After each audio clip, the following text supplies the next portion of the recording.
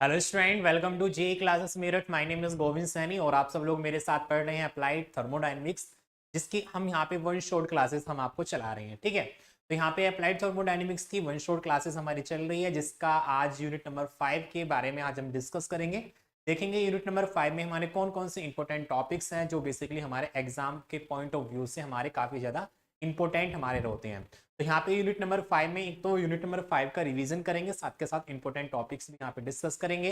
Student, ये आपका subject code जो है वो आपका BME 401 है, जो आपके BTech 4th semester mechanical engineering students के लिए है, जिसके बारे में आप सब लोग जानते हैं।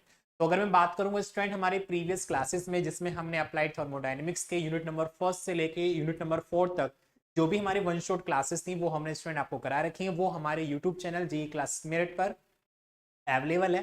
तो आप स्टूडेंट हमारे यूट्यूब चैनल जे क्लासेस मेरिट पर उसको देख सकते हैं, अगर जिसने नहीं देखी है। ठीक है, और बेसिकली और साथ ही साथ स्टूडेंट हमारी जो आगे की तरफ हमारा मैंने आपको मैन्युफैक्चरिंग प्रोसेस की जो भी आपकी वन शॉट वीडियोस होंगी वो भी हम अपना जल्द से स्टार्ट करने वाले हैं। तो अभी के फिलहाल हम बात करेंगे अपना अप्लाइड थर्मोडायनेमिक्स के यूनिट नंबर 5 के बारे में। ठीक है, तो यूनिट नंबर 5 में हम बात करेंगे यहाँ पे स्टूडेंट अपने गैस टरबाइन के बारे में, और साथ ही साथ बात करेंगे यहाँ पे जेट प्रपल्सन के बारे में। ठीक है, ये दोनों टॉपिक इस वाले यूनिट में डिस्कस करने वाले हैं। अगर मैं बात करूंगा प्रीवियस क्लासेस में या प्रीवियस हमने यहाँ पे स्टूडेंट अपना डिस्कस किया था अपना कंडेंसर के बारे में, कि कंडेंसर्स बेसिकली मैंने आपको बताया था, बॉयलर्स के बारे में आपको बताया था, स्टीम टरबाइन के बारे में आपको बताया था, ड्रॉट क्या होती है उनके बारे में हमने डिस्कस किया था। सभी जो टॉपिक्स थे, कंडेंसर था, इन सभी के बारे में हमने लास्ट क्लास में डिस्कस कर चुके हैं। ठीक है, तो लास्ट यूनिट आपके यहाँ पे 5th है, जिसमें पढ़ने वाले हैं गैस टरबाइन, और साथ ही साथ यहाँ पे प्रोपेलर जेट्स के बारे में यहाँ पर डिस्कस करने वाले हैं।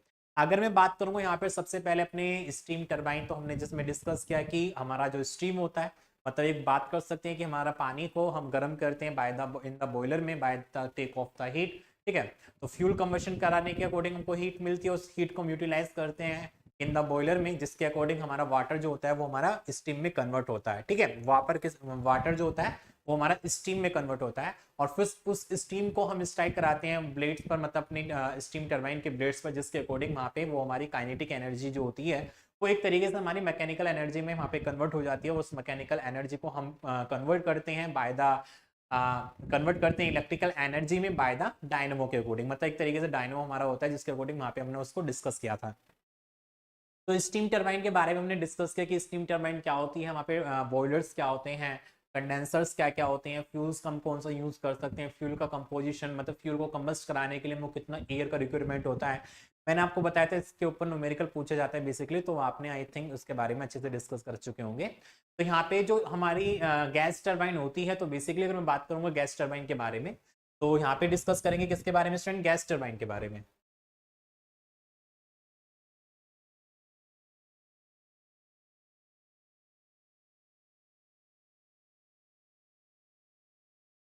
देखो, टरबाइन का मतलब तो आप सब लोग समझते हैं, टरबाइन क्या होता है। देखो, ये छोटी छोटी चीजें हैं, आपका हीट इंजन है, टरबाइन है, स्टीम इंजन है, कंडेंसर है, बॉयलर है। ये बहुत ही ज्यादा आपके लिए स्टूडेंट बेसिक चीजें हैं, एक बेसिक इक्विपमेंट्स हैं जो आपके मैकेनिकल इंजीनियरिंग में बहुत ज्यादा यूज होने वाले होते हैं। मतलब एक मैकेनिकल इंजीनियर को इन सभी के बारे में जानकारी होनी चाहिए। पंप्स क्या होते हैं, turbine, engine, condenser, boiler, boiler कितने टाइप्स के होते हैं, फ्यूल्स वगैरह किस तरीके का कंबस्ट कराते हैं। ठीक है, या फिर बात कर सकते हैं हमारे स्ट्रेस, स्ट्रेन, ये सब चीजें आपको स्टूडेंट आपको याद होनी चाहिए, क्योंकि ये मैकेनिकल इंजीनियरिंग ब्रांच के लिए बहुत ज्यादा इंपॉर्टेंट होती है। जैसे कि आप सब लोग जानते हैं, आपका जो वाइवा वगैरह होता है प्रैक्टिकल के रिगार्डिंग, तो वहां पे ये छोटी छोटी चीजें ही आपसे पूछी जाती हैं, और आप इन सभी चीजों का आंसर नहीं दे पाते हो, तो बहुत ज्यादा एक सोचने वाली बातें हो जाती है। क्योंकि मैकेनिकल इंजीनियरिंग स्टूडेंट्स के होते हुए आपको अगर इन चीजों के बारे में नहीं पता है, तो बहुत ही ज्यादा श्रम की बात होती है। ठीक है, हीट इंजन क्या होता है, टरबाइन क्या होता है, बॉयलर क्या होता है, ये सब नॉर्मली चीजें हैं, ये आपको पता होनी चाहिए। ठीक है, इनका वर्क क्या होता है, इसको किस तरीके से डिफाइन करते हैं। ठीक है, गेयर्स क्या होते हैं। ठीक है, ये सब चीजें छोटी छोटी चीजें जो आपको पता होनी चाहिए, तो इनको रटने वाली चीजें नहीं है, इनको समझने वाली चीजें आपकी होती हैं। जैसे मैंने आपको बताया था टरबाइन, टरबाइन एक ऐसी मशीन होती है जो एक टाइप की एनर्जी को केवल किस में कन्वर्ट करती है, मैकेनिकल एनर्जी में कन्वर्ट करती है। ठीक है, एक टाइप की एनर्जी वो डिफरेंट टाइप की हो सकती है, काइनेटिक हो सकती है, प्रेशर हो सकती है, हाइड्रोलिक हो सकती है, वाइंड वो वाइंड एनर्जी हो सकती है, स्टीम एनर्जी हो सकती है, हाइड्रोलिक एनर्जी हो सकती है। तो डिफरेंट इसके इनलेट पर हमारी डिफरेंट डिफरेंट टाइप की एनर्जी होती है, बट लेकिन वो हमको क्या देता है, केवल मैकेनिकल पावर ही देता है। ठीक है, तो turbine is a device which produce the mechanical power, ये भी हम कह सकते हैं। Turbine is a device which produce the mechanical power by the help of the, मतलब जो भी हम इसमें देख सकते हैं। तो यहाँ पे टरबाइन का बेसिकली यूज करते हैं अपॉन, यहाँ पे इन सभी गैस टरबाइन का, फिर कह सकते हैं स्टीम टरबाइन का, अपनी पावर को डेवलप करने के लिए यहाँ पे इन सभी का यूज करते हैं। ठीक है, अगर यहाँ पे बात करेंगे स्टूडेंट गैस टरबाइन के बारे में, तो गैस टरबाइन क्या होता है? Gas turbine is a device which convert gas energy into the mechanical energy. तो यहाँ पे क्या करते हैं, यहाँ पे गैस को जनरेट करते हैं। अभी हमने स्टीम टरबाइन में देखा था कि स्टीम को जनरेट कर रहे थे और उस स्टीम से अपनी टरबाइन की ब्लेड को रोटेट कराया जा रहा था, जिसके अकॉर्डिंग हमको एक मैकेनिकल पावर मिल रही थी। लेकिन गैस टरबाइन में क्या होता है, गैस टरबाइन में हम क्या करते हैं, गैस का डेवलपमेंट करते हैं, गैस को इंक्रीमेंट करते हैं और इस गैस से क्या करते हैं, टरबाइन की ब्लेड्स को रोटेट कराया जाता है और उसके अकॉर्डिंग हमको यहाँ पर मैकेनिकल पावर मिलती है। बेसिकली हमारे जो गैस टरबाइन होती है, गैस टरबाइन जैसे कि आप लोगों ने देखा होगा, हम टरबाइन बेसिकली में डिफरेंट डिफरेंट टाइप की होती है। जैसे मैंने आपको बताया था, हाइड्रोलिक टरबाइन होती है, स्टीम टरबाइन होती है, डीजल इंजन टरबाइन होती है, वाइन टरबाइन होती है। ठीक है, गैस टरबाइन होती है, डिफरेंट डिफरेंट टाइप की हमारी टरबाइन होती हैं, जिसके इनलेट सोर्स हमारे डिफरेंट डिफरेंट होते हैं। उसके अकॉर्डिंग हमारे जो टरबाइन के नाम होते हैं वो भी हमारे चेंज हो जाते हैं। ओके, तो गैस टरबाइन का मैं बारे में डिफाइन करूंगा, तो गैस टरबाइन क्या होता है और किसको किस तरीके से यहाँ पे डिफाइन कर सकते हैं, बेसिकली आप सब लोग इसके बारे में जान सकते हैं।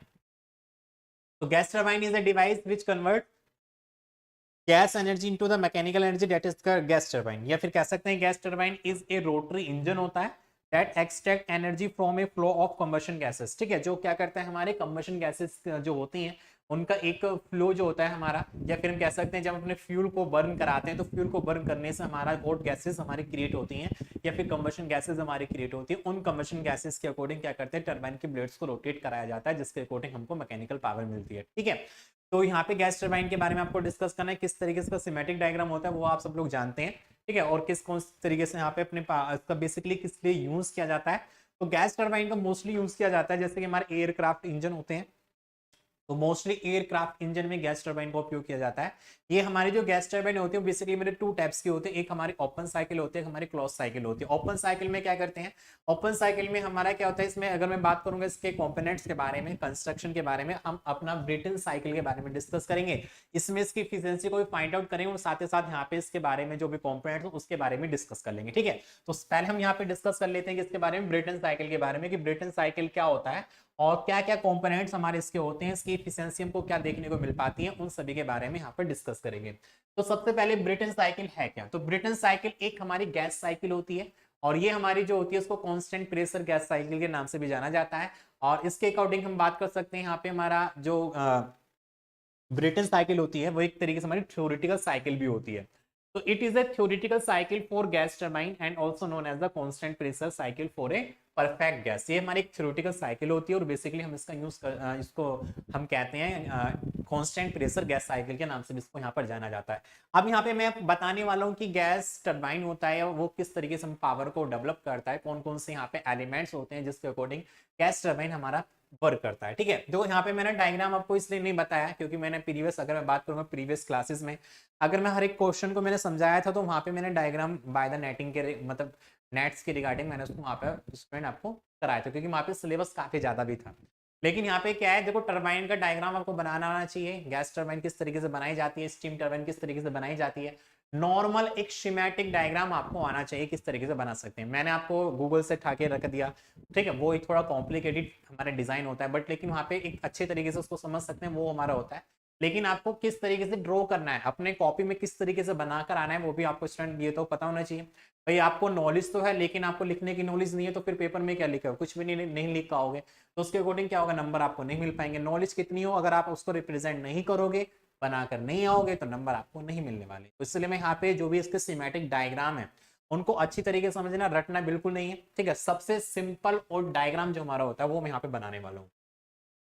तो गैस टरबाइन का अगर मैं बात करूंगा, गैस टरबाइन का सिंपल डायग्राम जो हम बनाते हैं बेसिकली किस तरीके से उसको यहाँ पर बनाया जा सकता है, तो फर्स्टली हम क्या करते हैं, सबसे पहले हमारे यहाँ पे होता है स्टूडेंट कंप्रेसर। फर्स्टली हमारा क्या होता है, कंप्रेसर होता है। क्या होता है स्टूडेंट, हमारा कंप्रेसर होता है। कंप्रेसर के बाद हमारा लगा होता है यहाँ पे कंबशन चैम्बर। ये क्या होता है, हमारा कंबशन चैम्बर होता है।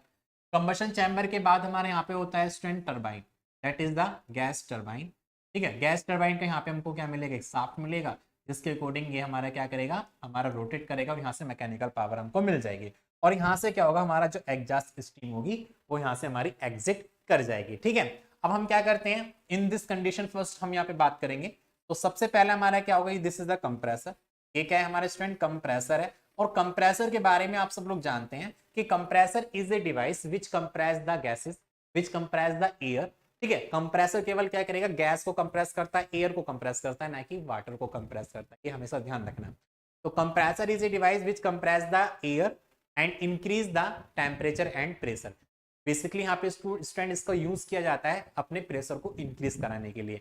और आप सब लोग जानते हैं कि जब हम किसी भी गैस का या किसी भी चीज सब्सटेंस का प्रेशर का इंक्रीज करते हैं तो उसके साथ साथ उसका टेम्परेचर भी हमारा इंक्रीज हो जाता है। तो यहाँ पे कंप्रेसर का बेसिकली काम क्या होगा, जो एटमोस्फेयर की एयर होगी उसको कंप्रेस करने का काम करेगा और कंप्रेस करके उसके प्रेशर की वैल्यू को इंक्रीज करेगा। प्रेशर डिपेंड करता है हमारे मास पर। प्रेशर की वैल्यू बढ़ती है तो हम कह सकते हैं कि हमारा जो अमाउंट ऑफ मास होता है उसकी वैल्यू हमारी बढ़ जाती है। तो यहाँ पे क्या होगा, जब इसको कंप्रेस करेंगे तो मैक्सिमम अमाउंट ऑफ जो एयर होगी वो एक्चुअली हमारे किस में जाएगी, कंबशन चैम्बर में जाएगी। This is the combustion chamber. ठीक है, तो कंबशन चैम्बर के बारे में भी आप सब लोग जानते हैं। कंबशन चैम्बर बेसिकली हमारा क्या होता है, combustion chamber is a chamber या फिर कह सकते हैं एक closed vessel where fuel is injected या fuel is burn and it is produce of the hot gases. तो कंबशन चैम्बर एक हमारा क्या होता है स्टूडेंट, एक हमारा कंबस्ट एरिया होता है जहाँ पे हम अपने फ्यूल को कंबस्ट कराते हैं, इग्नाइट कराते हैं। उसके अकॉर्डिंग हमको यहाँ पे क्या मिलती है, हॉट गैसेस हमको यहाँ पर मिलती है। ठीक है, तो this is the combustion chamber. यहाँ पे हम क्या करते हैं, हीट सप्लाइड करते हैं, that is the heat supplied. ठीक है, यहाँ पे हम हीट सप्लाइड का मतलब क्या है, सॉरी हीट सप्लाइड नहीं करते यहाँ पर, यहाँ पे फ्यूल की सप्लाई दी जाती है और फ्यूल को यहाँ पे बर्न किया जाता है। ठीक है, उसके बाद हमारे यहाँ पे आता है क्या, this is the gas turbine. जैसे कि आप सब लोग जान रहे हैं ये हमारा क्या है, गैस टरबाइन है। तो गैस टरबाइन में हम क्या करते हैं, जो हमारे यहाँ पे कंबशन गैस हमारी होती है, this is the combustion gases. तो इन कंबशन गैसेस को हम अपने टरबाइन की ब्लेड्स पर स्ट्राइक कराते हैं। ये हमारे क्या है, कंबशन गैसेस हैं। इन कंबशन गैसेस को क्या करते हैं, अपने टरबाइन के ब्लेड पर स्ट्राइक कराते हैं, जिसके अकॉर्डिंग हमको यहाँ पर क्या मिलता है, हमको एक वर्क डन देखने को यहाँ पे मिल पाता है। This is the work done. तो यहाँ पे हमको वर्क डन मिला, that is the mechanical power हमको यहाँ पे मिल गई है। और इससे निकलने वाली जो एग्जॉस्ट गैसेज है वो यहाँ पे हमको बाहर निकल जाती है। This is the exhaust gases. तो ये हमारी क्या स्टूडेंट, एग्जॉस्ट गैसेज है जो हमको यहाँ पर एग्जिट होकर मिल पाती है। तो गैस टरबाइन में हमने क्या करा कि हमने कंबशन गैसेस के अकॉर्डिंग अपने टरबाइन के ब्लेड को रोटेट कराया, जिसके अकॉर्डिंग हमको यहाँ पर मैकेनिकल पावर मिली है, इसलिए हम उसको क्या कहते हैं, गैस टरबाइन कहते हैं। और गैस टरबाइन में हमारे कौन कौन से मेन एलिमेंट होते हैं, हमारा कंप्रेसर होता है, कंबशन चैम्बर होता है, गैस टरबाइन होती है। और यहाँ पे अगर मैं बात करूंगा एक तरीके से हमारी ओपन साइकिल में आपको बता रहा हूँ। ठीक है, तो यहाँ पे एटमोस्फेयर से एयर आई, इसने कंप्रेस किया, फिर हमने कंबशन चैम्बर में ले गए जहाँ पे उसका हाई प्रेशर, यहाँ पे लिख सकते हैं हाई प्रेशर गैसेस। तो हाई प्रेशर गैस या high pressure air, high pressure air को अपने कंबशन चैम्बर में लेकर गए, जहां पे हमने क्या किया, फ्यूल को ऐड किया, ऐड करने के अकॉर्डिंग उसको हमने हीटेड किया, हीटेड के अकॉर्डिंग यहाँ पे हमको हॉट फ्लो गैसेस मिली, जिसको हम कह सकते हैं कंबशन गैसेस भी यहाँ पे इसको बोल सकते हैं। उस कंबशन गैसेस का प्रेशर और टेम्परेचर बहुत ज्यादा हाई होता है और वो क्या करता है, हमारे टरबाइन के ब्लेड पर उसको लेकर जाते हैं, जिसके अकॉर्डिंग टरबाइन की ब्लेड हमारी रोटेट करती है और एक मैकेनिकल पावर हमको यहाँ प्रोड्यूस करती है। अब एक इंजन से मतलब हमारा जो टरबाइन है, टरबाइन से निकलने वाली जो भी हमारी कंबशन गैसेज हैं, जो एग्जॉस्ट गैसेज हैं, उनको ओपनली तरीके से एटमॉस्फेयर में छोड़ दिया जाता है, या फिर हम क्या कर सकते हैं स्टूडेंट, उसको हम रीयूज कर सकते हैं। तो यहाँ पे हम क्या करेंगे, जो निकलने वाली हमारी एग्जॉस्ट गैसेज हैं, उन एग्जॉस्ट गैसेज को लेकर जाया जाता है अपने हीट एक्सचेंजर में। ठीक है, this is the heat exchanger. ये क्या है, हमारा हीट एक्सचेंजर है।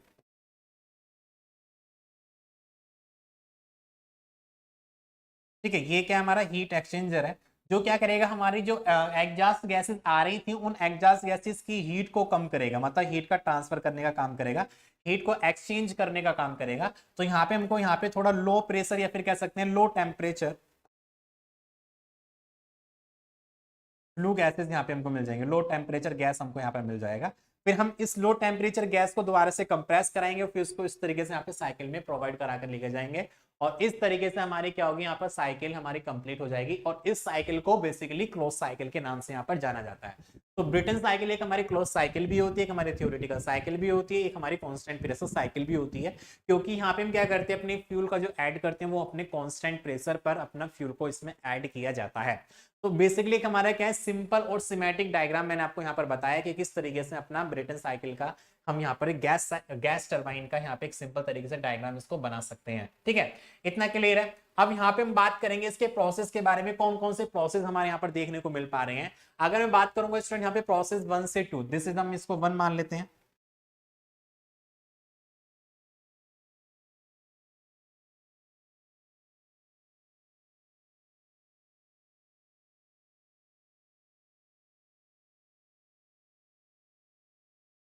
चलो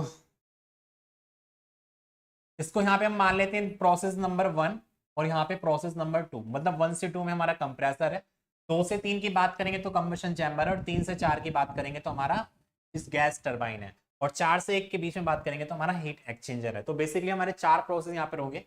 तो बात करेंगे प्रोसेस के बारे में, तो प्रोसेस फर्स्ट से एक, प्रोसेस 1 से 2 में अगर मैं बात करूंगा यहाँ पर तो क्या होने वाला है यहाँ पर, तो देयर इज द आइसेंट्रोपिक। अच्छा पहले इसका हम बना लेते हैं इसका टीएस डायग्राम। ठीक है, इसका यहाँ पर टीएस डायग्राम बना लेते हैं पहले। तो टीएस डायग्राम देखेंगे किस तरीके से आप इसका टीएस डायग्राम बनाएंगे, बहुत ही सिंपल तरीके से समझेंगे यहाँ पर टीएस डायग्राम को, क्योंकि ये बनाना बहुत ज्यादा इंपॉर्टेंट होता है। ठीक है, बेसिकली आप लोग कॉलेज में पढ़ते होंगे, वहाँ पे टीचर आपको जल्दी जल्दी पढ़ा देते होंगे, आप समझते होंगे टीएस डायग्राम क्यों बनाना है, ये किस तरीके से कर बनता है, कैसे बनता है, क्यों बनाते हैं इसको, इसका बनाना जरूरी है नहीं है। तो विदाउट एनी टीएस डायग्राम तो पेपर में नंबर मिलने वाले ही नहीं है, आपको इसको समझना पड़ेगा। अगर आप इसको समझते हैं तभी अपने क्वेश्चन को, न्यूमेरिकल को, डेरिवेशन को तभी आप सॉल्व कर पाएंगे। विदाउट एनी अगर आप इसको नहीं बनाओगे तो आपको समझ में नहीं आएगा, एग्जामिनर को बिल्कुल भी समझ में नहीं आएगा। देखो हर कोई चीज है, अगर मैं बात करूंगा यहाँ पे स्टूडेंट स्टडी में हम हर एक चीज को पढ़ते हैं, लेकिन पढ़ने का मकसद हमारा उसको ये नहीं है कि हमको पढ़ना है और फिर उसको याद करके पेपर में लिख कर आकर उसको नंबर लेकर आ जाएंगे, बस खत्म कहानी। उसको समझना है, वो आगे आपको यूज आने वाली चीजें होती हैं, आगे आपको यूज आने वाली चीजें होती हैं। जो भी हम पढ़ रहे हैं वो कहीं ना कहीं आपके जीवन में कहीं ना कहीं किसी भी मोड़ पर आपको टकरा सकती है, कहीं भी आपको मिल सकती है। ठीक है, ठीक है। तो यहाँ पे देखेंगे टीएस डायग्राम के बारे में कि टीएस डायग्राम इसका हम किस तरीके से यहाँ पे ड्रॉ करते हैं। तो बेसिकली टीएस डायग्राम को ड्रॉ करने के लिए हमारी दो लाइन हमारी इस तरीके से होती हैं, आपको जो बनानी है। ठीक है, सबसे पहले हमारा क्या होगा, कंप्रेशन प्रोसेस होगा। तो कंप्रेशन को मैं इस तरीके से डिस्कस कर सकता हूँ, that is the compression process. फिर हमारा कंबशन प्रोसेस हमारा ये था, फिर हमारा एक टरबाइन था, और फिर हमारा ये हो जाएगा क्या, that is the expansion, that is the heat exchanger device. ठीक है, तो अगर मैं बात करूंगा स्टूडेंट यहाँ पर इसके टीएस डायग्राम के बारे में, तो टीएस डायग्राम आपको इस तरीके से यहाँ पे मिलने वाला होगा। ठीक है, तो थोड़ा सा मैं यहाँ पे इसको छोटा बनाकर कर देता हूँ। तो यहाँ पे टीएस और पीवी डायग्राम दोनों यहाँ पे डिस्कस करेंगे, तो मोस्टली टीएस डायग्राम ही डिस्कस कर लेते हैं। चलो तीन दोनों बना लेंगे। यहाँ पर थोड़ा मैं यहाँ पे छोटा छोटा बना देता हूँ।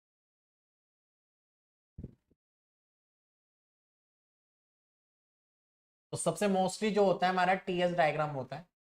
टीएस डायग्राम जैसे मैंने आपको बताया इस तरीके से आप इसको ड्रॉ करते हैं। तो फर्स्ट हमारा कंप्रेशन होगा, कंप्रेशन के बाद हमारा क्या होगा, कंबशन में हीट एडिशन होगा, जिसके अकॉर्डिंग इसका टेम्परेचर इंक्रीज कर जाएगा। फिर हमारा क्या होगा, यहाँ पे स्टैंड टरबाइन वर्क होगा, और फिर हमारा हीट एक्सचेंजर होगा। तो दिस इज हमारा हो जाएगा टीएस डायग्राम। तो इसको यहाँ पे स्टूडेंट डिस्कस कर सकते हैं, डेट इज द प्रोसेस 1 से 2 इज द कंप्रेशन, 2 से 3 हमारा क्या हो जाएगा, कंबशन प्रोसेस, और 3 से 4 हमारा हो जाएगा टरबाइन वर्क, और 4 से 1 हमारा हो जाएगा हीट एक्सचेंजर। ठीक है, तो हमारा क्या हो जाएगा कंप्रेसर, ये हमारा कंबशन चैम्बर या हीट एडिशन,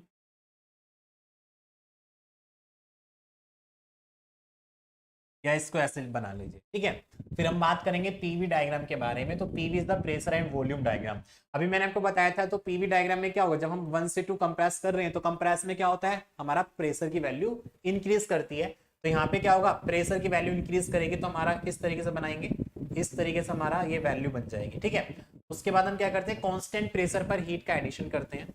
तो कांस्टेंट प्रेशर पर हम क्या करेंगे, हीट का एडिशन करेंगे, हमारा कांस्टेंट प्रेशर हो गया। फिर हमारा टरबाइन वर्क एक्सपेंशन होता है, फिर हमारा क्या हो जाएगा यहाँ पे student expense, this is the heat exchanger, जिसके अकॉर्डिंग यहाँ पे हमको मतलब एक तरीके से यहाँ पे हमको क्या मिल जाएगा, हीट एक्सचेंज। तो हीट एक्सचेंज जो होती है कांस्टेंट प्रेशर पे होती है, सॉरी, हीट एक्सचेंज किस पे होती है, कांस्टेंट टेम्परेचर पर होती है। ठीक है, तो constant temperature at constant pressure, तो इसको इस तरीके से यहाँ पे ड्रॉ कर सकते हैं।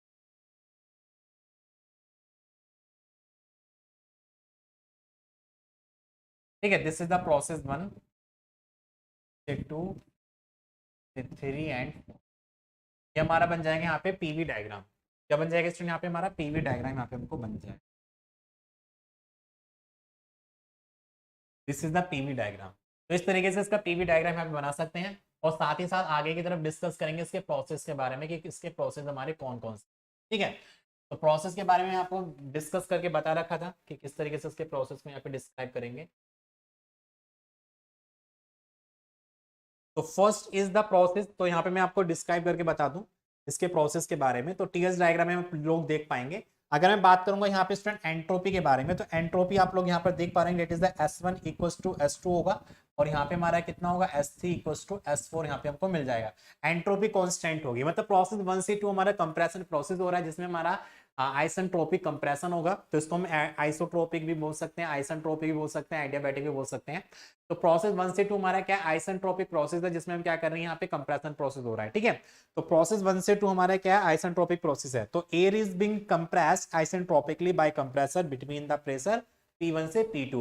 प्रोसेस 2 से 3 की मैं बात करूंगा तो प्रोसेस 2 से 3 में हम क्या कर रहे हैं स्टूडेंट, यहाँ पर अपने कंबशन चैम्बर में यहाँ पे हीट को एडिशन कर रहे हैं एट ए कांस्टेंट प्रेशर पर, और जिसके अकॉर्डिंग यहाँ पे हमको हॉट फ्लो गैसेस हमको प्रोड्यूस हो रही हैं। प्रोसेस 3 से 4 में आइसेंट्रोपिकली हमारा क्या हो रहा है, एक्सपेंशन हो रहा है इन द टरबाइन में, और प्रोसेस 4 से 1 में हमारा क्या हो रहा है, हीट एक्सचेंज हो रहा है जिस एट ए कांस्टेंट टेम्परेचर पर। तो कहीं भी अगर हम हीट को ले रहे हैं, हीट को दे रहे हैं, तो एट ए कांस्टेंट टेम्परेचर पर हीट को ऐड किया जाता है और कांस्टेंट टेम्परेचर पर ही हीट को रिजेक्ट किया जाता है। ठीक है, इतना आप सब लोग जानते हैं। ठीक है, कांस्टेंट प्रेशर पर हम यहाँ पे हीट को रिजेक्ट करेंगे और कांस्टेंट प्रेशर पे हीट को ऐड किया जाता है। तो प्रोसेस के बारे में देख लेते हैं। तो प्रोसेस, तो बात करेंगे प्रोसेस 1 से 2, तो यहाँ पे हमारा हो जाएगा आइसेंट्रोपिक प्रोसेस।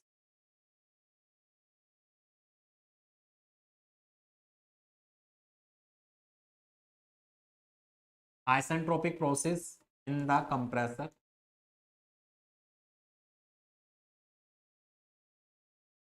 ठीक है, इसी के साथ हम बात करेंगे प्रोसेस 2 से 3 के बारे में। प्रोसेस 2 से 3 में हमारा क्या हो जाएगा, heat addition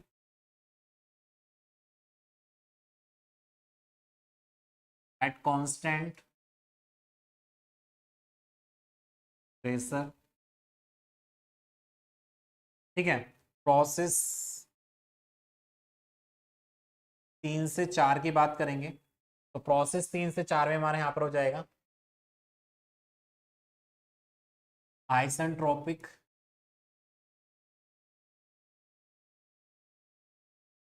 expansion in the turbine. ठीक है, प्रोसेस 4 से 1 की मैं बात करेंगे।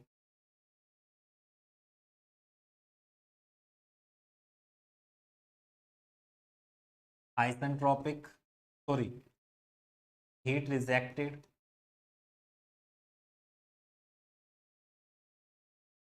at constant pressure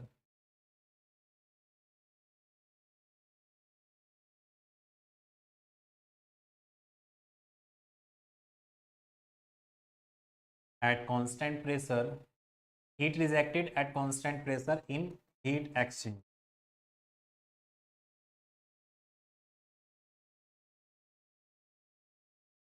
ठीक है, तो these are the different type हमारे प्रोसेस है जिसके बारे में आप यहाँ लोग इसके बारे में डिस्कस करें। ठीक है, तो प्रोसेस 1 से 2, प्रोसेस 2 से 3, प्रोसेस 3 से 4, प्रोसेस 4 से 1, these are the different type of the process, इसके बारे में यहाँ पर डिस्कस किए। अब देखेंगे इसकी इफिशियंसी के बारे में कि इसकी इफिशियंसी को किस तरीके से फाइंड आउट कर सकते हैं। ठीक है, तो इफिशियंसी फाइंड आउट करने के हमारा प्रोसेस क्या होगा, सबसे पहले हीट एडिशन देखेंगे यहाँ पर। तो heat addition at a constant pressure, तो हीट एडिशन कर रहे हैं हम यहाँ पे स्टूडेंट किसके ऊपर, एट ए कांस्टेंट प्रेशर पर। तो यहाँ पे स्पेसिफिक हीट क्या होगी, कांस्टेंट प्रेशर होगा। तो यहाँ पे बात करेंगे student heat addition, that is इसको Q1 मान लेते हैं। तो Q1 बराबर हमारा हो जाएगा mCp, और हीट एडिशन कहाँ पर कर रहे हैं, 3 से 2 में, तो that is a T3 minus के T2, T3 माइनस के T2 यहाँ पे आपको हो जाएगा। इसी इसके साथ बात करेंगे हीट रिजेक्शन के बारे में, heat rejected that is the Q2 यहाँ पे हो जाएगा आपका एम सी पी, ये हो जाएगा आपका हीट रिजेक्ट कहाँ पर है 4 से 1, तो हायर टेम्परेचर कितना है 4 है, ये हमारा लोअर टेम्परेचर है, तो T4 माइनस के T1 हो जाएगा। ठीक है, अब हम बात करेंगे यहाँ पे स्टूडेंट वर्क डन के बारे में। तो सबसे पहले बात करेंगे हमारा जो वर्क डन होता है वो बेसिकली क्या होता है, टरबाइन वर्क यहाँ पे देखेंगे। तो टरबाइन वर्क हमारा कितना हो जाएगा, टरबाइन वर्क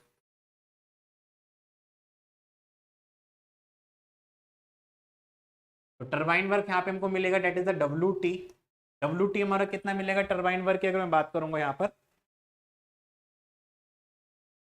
या हम इसको वर्क डन इस तरीके से फाइंड आउट कर सकते हैं। तो हमको वर्क डन फाइंड आउट करने के लिए क्या कर सकते हैं, वर्क डन हमारा हो जाएगा यहाँ पर कितना, हीट हीट एडिड माइनस के heat rejected, heat added minus के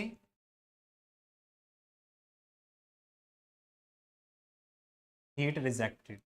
तो हीट ऐड हमने कितना किया यहाँ पर, date is the Q1 minus के Q2। तो Q1 की वैल्यू हमारी कितनी है, M C P T3 minus के T2,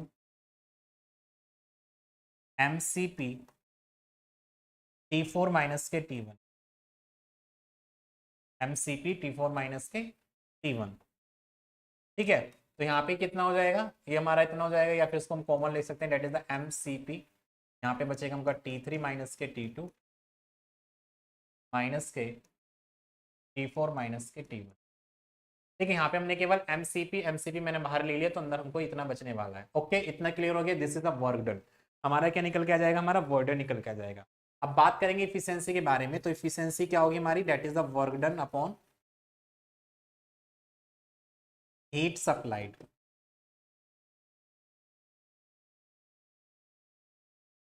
ठीक है, वर्क डन हमको कितना देखने को मिला, that is the MCP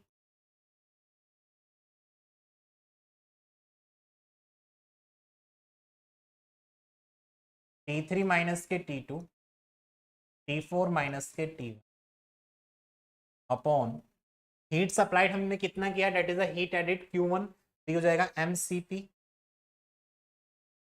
T3 minus के T2, एमसीपी T3 माइनस के T2। तो एमसीपी से एमसीपी कैंसिल हो जाएगा यहाँ पे, तो हमको इफिशियंसी कितना मिलेगा यहाँ पर, इफिशियंसी की वैल्यू मिल जाएगी, date is the T3 minus के T2 T4 माइनस के T1 अपॉन T3 माइनस के T2। यहाँ पे हमको इसका एफिशिएंसी यहाँ पे हमको मिल जाएगा। ठीक है, अब हम क्या करेंगे, इसको मैंने इसके नीचे रख लिया, तो इसके अकॉर्डिंग हमको एफिशिएंसी की वैल्यू मिलेगी यहाँ पर कितनी, एफिशिएंसी की वैल्यू मिल जाएगी यहाँ पे स्टूडेंट 1 माइनस T4 माइनस के T1 अपॉन T3 माइनस के T2। ठीक है, इसको इक्वेशन नंबर यहाँ पे मान लेंगे first, this is the first equation. ठीक है, ये हमने क्या मान लिया यहाँ पे स्टूडेंट, फर्स्ट इक्वेशन यहाँ पे मान लिया है। अब बात करेंगे नेक्स्ट आगे की तरफ, देखेंगे यहाँ पे कंप्रेशन प्रोसेस हमारा क्या था। तो बात करेंगे प्रोसेस 1 से 2 की मैं बात करूंगा। तो प्रोसेस 1 से 2 में हमारा क्या था, कंप्रेशन प्रोसेस था। There temperature that is the T2 upon T1 equals to pressure is the P2 upon P1, और हमारा हो जाएगा गामा माइनस 1 अपॉन गामा। ठीक है, गामा माइनस 1 अपॉन गामा। यहाँ से T2 की वैल्यू अगर पुट करूंगा तो कितना हो जाएगा T1, और ये P2 अपॉन P1 जो होता है हमारा रो होता है, this is the cut off ratio. ठीक है, तो P2 अपॉन P1 जो होता है वो बेसिकली हमारा क्या होता है, रो होता है, जिसको प्रेशर रेशियो के बारे में यहाँ पर जानते हैं। तो रो बराबर में होता है P2 upon T1 equals to pressure ratio. इसको क्या बोलते हैं स्टूडेंट, यहाँ पे प्रेशर रेशियो के नाम से इसको यहाँ पर जानते हैं। ठीक है, तो this is the pressure ratio. तो हमने क्या करा, T2 equals to T1, P2 upon P1 की वैल्यू कितनी होगी, रो हो गई, तो रो की power gamma minus 1 upon gamma. ठीक है, अब हम बात करेंगे नेक्स्ट एक्सपेंशन प्रोसेस में, प्रोसेस 1 से 2, 2 से 3, 3 से 4 एक्सपेंशन प्रोसेस में बात करेंगे। तो एक्सपेंशन प्रोसेस में हायर टेम्परेचर कितना था, T3 अपॉन T4। ठीक है, और बात करेंगे प्रेशर की, तो प्रेशर हमारा वैल्यू किस में ज्यादा है, देखेंगे यहाँ पर, देखो यहाँ पर अगर मैं प्रेशर की बात करूँ तो हमारा temperature that is the T3 हमारा ज्यादा होगा, T4 कम होगा, प्रेशर T3 ज्यादा है, T4 हमारा कम होगा। ठीक है, तो इसको हम यहाँ पे लिख सकते हैं, that is the T3 upon T4 equals to P3 upon P4 की पावर गामा माइनस के 1 अपॉन गामा। ठीक है, तो T3 अपॉन T4 अब equals to P3/P4 gamma minus के 1 हमारे यहाँ पर हो जाएगा। ठीक है, तो इसी के साथ बात करेंगे यहाँ पर, तो T3 बराबर हमारा हो जाएगा कितना, T4, और P3/P4 बेसिकली हमारा क्या है, रेशो है। ठीक है, तो दिस इज द रेशो। तो यहाँ पे बात कर सकते हैं, हमारा हो जाएगा रो की पावर गामा माइनस 1 गामा। ठीक है, तो यहाँ पे बात करेंगे T2 एंड T3 की जो वैल्यू है वो इक्वेशन नंबर यहाँ पे फर्स्ट में पुटअप करेंगे, इक्वेशन नंबर फर्स्ट में पुटअप करेंगे। तो नाउ ये वाली first equation, now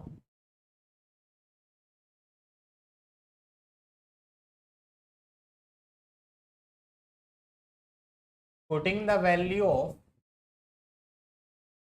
T3 and T2 in equation first.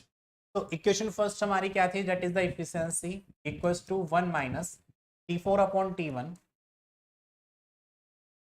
Upon T3 minus के T2। तो T3 की वैल्यू कितनी है, दैट इज द T4 रो की पावर गामा माइनस के 1 गामा, माइनस के T2 की वैल्यू कितनी है, T2 की वैल्यू हमारी आई थी T1 रो की पावर गामा माइनस के 1, T1 कितना है, T1 रो की पावर गामा माइनस के गामा। ठीक है, तो बेसिकली इसको यहाँ पे डिफाइन कर सकते हैं 1 माइनस के T4 माइनस के T1, यहाँ से मैंने रो की power gamma minus 1 gamma common ले लिया, अंदर बचेगा मेरा T4 माइनस के T1, यहाँ से ही कैंसिल हो जाएगा, कैंसिल होकर यहाँ पे इफिशियंसी की वैल्यू आपको मिल जाएगी कितनी, 1 माइनस 1 रो की पावर गामा माइनस 1 गामा। तो इस वाली इफिशियंसी के ऊपर आपको न्यूमेरिकल एग्जाम में पूछा जा सकता है, तो यहाँ पे आपको न्यूमेरिकल का प्रैक्टिस करना है। ठीक है, अपना न्यूमेरिकल का प्रैक्टिस करना है, दैट इज द इफिशियंसी कितनी आएगी, 1 माइनस 1 रो की power gamma minus 1। Rho is the pressure ratio जिसकी वैल्यू कितनी होती है, P2/P3, मतलब P2/P1 या P3/P4 हमारा इसका प्रेशर रेशो की वैल्यू होती है। गामा जो है हमारा इसमें यहाँ पर एडियाबैटिक इंडेक्स है जिसकी वैल्यू एयर के लिए कितनी होती है, 1.4 होती है, गैस के लिए हमारी और अदर गैस 1.3 हमारी होती है। तो ये वैल्यू आपको एग्जाम में दी होगी, तो यहाँ पे एफिशिएंसी आपको निकालनी है। ठीक है, इसके ऊपर आपको न्यूमेरिकल की प्रैक्टिस करनी है। तो इसका ब्रेटन साइकिल क्या होता है, इसका एफिशिएंसी को किस तरीके से फाइंड आउट किया जा सकता है, इसका डेरिवेशन आपको एग्जाम में पूछ सकते हैं, इसके ऊपर न्यूमेरिकल आपको एग्जाम में पूछ सकते हैं। इतना क्लियर है। अब हम बात करेंगे यहाँ पे आगे की तरफ कि हम अपना जो गैस टरबाइन है फिर गैस साइकिल है अपनी इफिशियंसी को किस तरीके से इंक्रीमेंट कर सकते हैं। अब उन वाले प्रोसेस को यहाँ पर देखने वाले हैं, जैसे कि हमने स्टीम टरबाइन में स्टीम टरबाइन में हमने डिस्कस किया था कि अपने स्टीम टरबाइन की एफिशिएंसी को किस तरीके से अपना इंक्रीमेंट कर सकते हैं, क्या उसमें अपडेट कर सकते हैं, वो हमने वहां पे डिस्कस किया था। जैसे कि हमने बाइनरी साइकिल के बारे में डिस्कस किया, को जनरेशन, रीहीट, ठीक है, रीजनरेशन। तो डिफरेंट टाइप की साइकिल के अकॉर्डिंग हमने डिस्कस किया, जिसके अकॉर्डिंग देखा था कि किस तरीके से स्टीम टरबाइन की इफिशियंसी को आप इंक्रीज कर सकते हैं। ठीक है, तो अब बात करेंगे यहाँ पे गैस टरबाइन में। तो गैस टरबाइन में अपनी गैस टरबाइन की जो इफिशियंसी होती है, मिलने वाली जो हमारी इफिशियंसी है, उसको किस तरीके से स्टूडेंट इंक्रीमेंट कर सकते हैं, उनके बारे में यहाँ पर डिस्कस करेंगे। तो पहले हम बात करेंगे यहाँ पर gas turbine cycle with intercooling.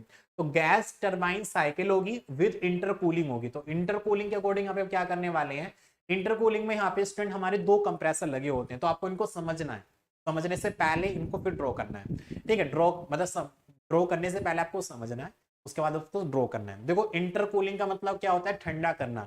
अब यहाँ पे क्या करते हैं, कंप्रेसर क्या करता है, एयर को कंप्रेस करता है, तो मैक्सिमम अमाउंट ऑफ एयर हमको मिल गई। आप लोग ये सोच पा रहे होंगे कि हम कंप्रेसर का उपयोग किस लिए कर रहे हैं, हम कंप्रेसर का उपयोग किस लिए कर रहे हैं। ठीक है, तो कंप्रेसर का उपयोग बेसिकली इसलिए किया जाता है कि हमारा जो एटमॉस्फेयर की एयर होती है वहां पे हमारा कम प्रेशर होता है। लेकिन अगर मैं बात करूंगा हमको ज्यादा, अगर जैसे कि हम आप लोगों ने देखा होगा, मैंने पीछे भी आपको क्वेश्चन कराए थे कि जब हम अपना फ्यूल का कंबस्ट कराते हैं तो वहां पे हमको रिक्वायरमेंट होती है किसकी, ऑक्सीजन की, एयर की, जिसके अकॉर्डिंग हमारा जो फ्यूल है वो जल्दी से जल जाए। तो हम चाहते हैं कि मैक्सिमम अमाउंट ऑफ एयर हमको मिल पाए और उसके अकॉर्डिंग हमारा जो फ्यूल होगा वो जल्दी से जल जाएगा। जैसे मैंने आपको एग्जांपल देके बताया था कि जब हम किसी भी आग को जलाते हैं, चूल्हे में, बर्नर में, कहीं पर भी कोयला, लकड़ी वगैरह जलाते हैं, तो उस आग को जल्दी जलाने के लिए हम क्या करते हैं, फूंक मारते हैं, फूकनी से फूंक मारते हैं, पंखे के द्वारा उसको हवा देते हैं। ठीक है, जैसे हमने पढ़ा था कि जिसमें फोर्स ड्राफ्ट के बारे में डिस्कस किया था, force induce draft with different type के देखा था, जहां पे हमने क्या करा था, एयर प्रीहीटर में फैन को लगाया था। ठीक है, इंड्यूस ड्राफ्ट हमने लगाए थे, तो वहां पे हम क्या कर रहे थे, एयर की सप्लाई को दे रहे थे, जिसके अकॉर्डिंग हमारा फर्नेस में जो हमारा फ्यूल है वो जल्दी से जल जाए। अब यही काम होता है कि हमारा जो कंप्रेसर क्या करता है कि खींच के हवा को लेकर आकर हमारा कंबशन चैम्बर में फेंक देने का काम करता है। मैक्सिमम अमाउंट ऑफ एयर जो भी होता है वो हमारा कंबसन चैम्बर में प्रोवाइड कराने का काम करता है कौन, हमारा कंप्रेसर। तो इसलिए यहाँ पे क्या करते हैं, कंप्रेसर का बेसिकली यहाँ पे उपयोग किया जाता है। तो यहाँ पे क्या होता है, एक कंप्रेसर होता है जो क्या करता है, एयर को कंप्रेस करता है। हम उस कंप्रेस एयर को, जब आपने देखा हमको क्या चाहिए, केवल हमको मैक्सिमम अमाउंट ऑफ एयर चाहिए, ना कि हमको इतना ज्यादा टेम्परेचर चाहिए। तब कंप्रेसर क्या करता है, जब एयर को कंप्रेस करेगा तो यहाँ पे स्टूडेंट उसका प्रेशर इंक्रीज कर जाएगा, और हमको प्रेशर ज्यादा चाहिए होता है, लेकिन उसके साथ साथ स्टूडेंट टेम्परेचर भी इंक्रीज हो जाता है। तो हमको यहाँ पे क्या करना है, उसको ठंडा करना है। तो इसके लिए यहाँ पे हम एक इंटरकूलर का उपयोग किया जाता है। इंटरकूलर यहाँ पे क्या करते हैं, हमारे जो यहाँ पे कंप्रेस्ड एयर है उस कंप्रेस्ड एयर की हीट को एक्सट्रैक्ट कराने का काम करता है, लेकिन उसका प्रेशर तभी उतना कांस्टेंट होता है। ठीक है, तो कांस्टेंट प्रेशर पर क्या करता है, वो हमारा हीट को एक्सट्रैक्ट कराने का काम करता है, हीट को ट्रांसफर करने का काम करता है। ठीक है, तो हीट को एक्सचेंज करने का काम करता है। तो यहाँ पे हमारा हीट कम हो गया, हमारा क्या होगा, प्रेशर हमारा था, हम क्या करें, अब दोबारा से उसको दोबारा से एक और कंप्रेसर में लेकर जा रहे हैं, जहां पे क्या कर रहे हैं, उसको दोबारा से कंप्रेस कर रहे हैं। उसको कंप्रेस करने से क्या होगा, उसका और प्रेशर की वैल्यू बढ़ जाएगी, फिर यहाँ पे उसका थोड़ा सा टेम्परेचर और इंक्रीज हो जाएगा। उसके बाद उसको कंबसन चैम्बर में लेकर जाया जाता है। कंबसन चैम्बर में हम क्या करते हैं, फ्यूल वगैरह को ऐड करके वहां पे हॉट गैसेस को डेवलप किया जाता है, और वो हॉट गैसेस को फिर अपना स्टीम जो गैस टरबाइन होती है, गैस टरबाइन की ब्लेड पर स्ट्राइक कराया जाता है, गिराया जाता है, एक्सपैंड कराया जाता है, जिसके अकॉर्डिंग हमारी जो गैस टरबाइन होती है उसकी ब्लेड हमारी रोटेट करती है, जिसके कारण हमको एक मैकेनिकल पावर मिलता है। और उस मैकेनिकल पावर को हम यूटिलाइज करते हैं, जैसे कि आप सब लोग जानते हैं, मैकेनिकल पावर को हम जनरेट मतलब यूटिलाइज कर सकते हैं एज ए डायनमो के रिगार्डिंग, जिसके अकॉर्डिंग हमको वहां पे इलेक्ट्रिसिटी प्रोड्यूस हो सकती है। इलेक्ट्रिसिटी प्रोड्यूस होने के अकॉर्डिंग हम क्या कर सकते हैं, अपने एरोप्लेन में जो कॉकपिट वगैरह होते हैं, या एसी वगैरह होती है, लाइट्स वगैरह होती हैं, ठीक है, इन सभी को चलाने के लिए हमको क्या चाहिए होती है, हमको इलेक्ट्रिकल पावर चाहिए होती है। अब ये तो नहीं कि हवाई जहाज आप उड़ा रहे हो, आपने बिजली का तार नीचे डाल रखा है, कनेक्शन उससे लेकर जा रहे हो, ऐसा तो नहीं होता है। तो हमको वहां पे क्या चाहिए होती है, इलेक्ट्रिकल एनर्जी हमको चाहिए होती है, जिसके अकॉर्डिंग हम क्या करते हैं, उस टरबाइन से मिलने वाली जो मैकेनिकल पावर होती है, उस मैकेनिकल पावर को हम कन्वर्ट करते हैं एक इलेक्ट्रिकल एनर्जी में, जिसके अकॉर्डिंग वहां पे डायनामो का उपयोग किया जाता है। तो डायनामो का यूज करके हम इलेक्ट्रिकल एनर्जी वहां पे प्रोड्यूस करते हैं। उस इलेक्ट्रिकल एनर्जी को एयरप्लेन में जो भी हमारा कंफर्टेबल जोन्स होता है उसमें वहां पे स्टूडेंट्स का यूटिलाइज कर लेते हैं, और साथ ही साथ उससे निकलने वाली जो हमारी टरबाइन से एग्जॉस्ट गैसेज होती हैं, उन एग्जॉस्ट गैसेज का या तो हम रीयूज कर लेते हैं, या फिर उसको एटमॉस्फेयर में छोड़ देते हैं। या फिर हम कह सकते हैं कि जो हमने गैसेस एटमॉस्फेयर में छोड़ी है उसको ओपन साइकिल के नाम से जाना जाता है, या फिर हम उस एग्जॉस्ट गैसेस को दोबारा से हीट एक्सचेंजर में ले जाके उसको दोबारा से कंप्रेस करा रहे हैं, वो एक तरीके से हमारा क्लोज साइकिल के अकॉर्डिंग हमारा वर्क करता है। तो अभी हमने यहाँ पे डिस्कस किया कि gas turbine cycle with intercooling. तो इंटरकूलिंग का यहाँ पे यूज किस लिए कर पा रहे हैं, कि जो कंप्रेसर में एयर को कंप्रेस कर रहे हैं, हम उसको क्या कर रहे हैं, उसको और ज्यादा मतलब उसको कंप्रेस कर रहे हैं, लेकिन उसको ठंडा करने की हमको आवश्यकता होती है। तो देखेंगे किस तरीके से यहाँ पे डायग्राम को बनाएंगे। तो सबसे पहले क्या होगा, सबसे पहले क्या करना है आपको स्टूडेंट, एक बेस लाइन यहाँ पर खींच लेनी है इस तरीके से। बेस लाइन खींचने के बाद आपको क्या करना है, आपको इस तरीके से डिजाइन करके आपको यहाँ पे सबसे पहले कंप्रेसर बनाना है। कंप्रेसर के बाद यहाँ पे आपका लग जाएगा intercooler, that is the intercooler हो जाएगा। इंटरकूलर के बाद दोबारा से आपका यहाँ पर आ जाएगा कंप्रेसर। क्या आ जाएगा स्टूडेंट, यहाँ पे आपका स्टूडेंट दोबारा से हमारा कंप्रेसर आ जाएगा।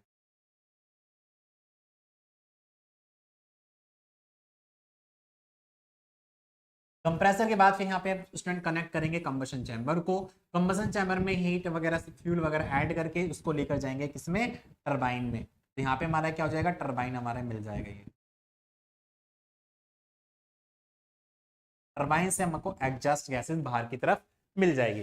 तो इस तरीके से हमारा क्या होता है, gas turbine cycle with intercooling होगा, जिसकी हम बात कर सकते हैं, डेट इज द कंप्रेसर। यहाँ पे एयर का इनलेट होगा, एयर इन, ठीक है, ये हमारा क्या है, compressor. This is the heat exchanger, या फिर इसको इंटरकूलिंग बोलेंगे, इंटरकूलिंग।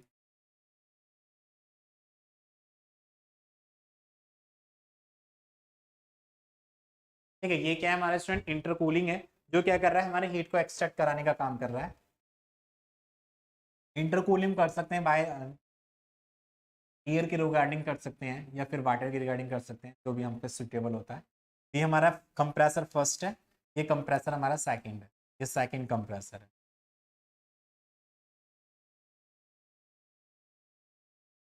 सेकंड कंप्रेसर क्या कर रहा है, इंटरकूलिंग से आने वाली जो हमारी गैसेस हैं, उन गैसेस को कंप्रेस करके हमारा कहाँ पे प्रोवाइड करा रहा है, कंबशन चैम्बर में प्रोवाइड करा रहा है।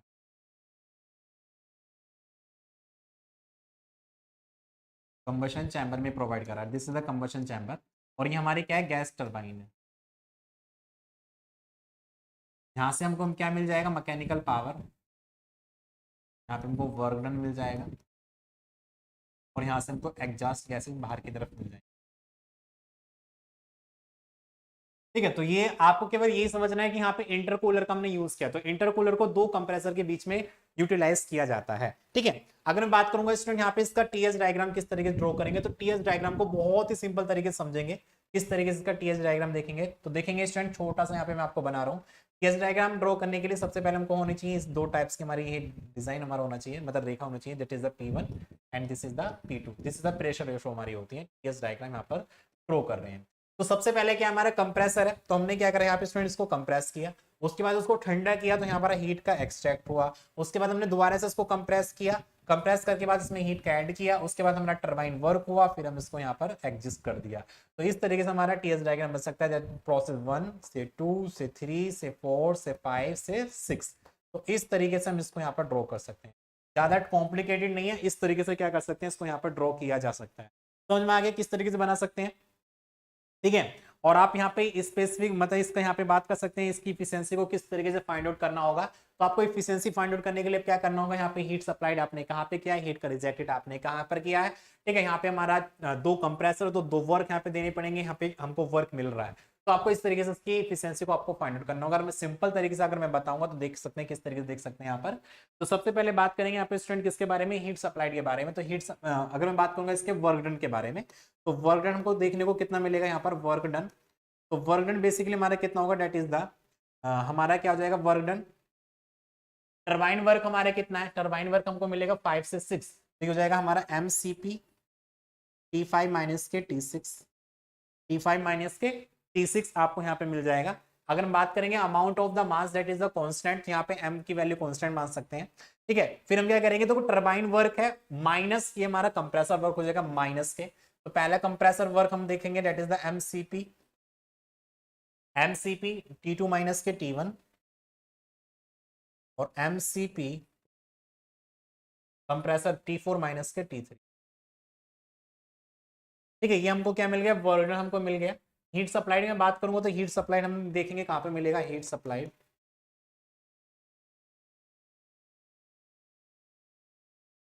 हीट सप्लाइड कितना हो जाएगा, डेट इज द क्यू। तो क्यू हमारा हीट सप्लाइड कहां पे कर रहे हैं, इस पे कर रहे हैं, that is the T5 minus के T4। तो mCp T5 माइनस के T। ठीक है, अब हमको इफिशिएंसी फाइंड आउट करनी है, तो इफिशिएंसी क्या हो जाएगा यहाँ पर, that is the work done upon heat supplied.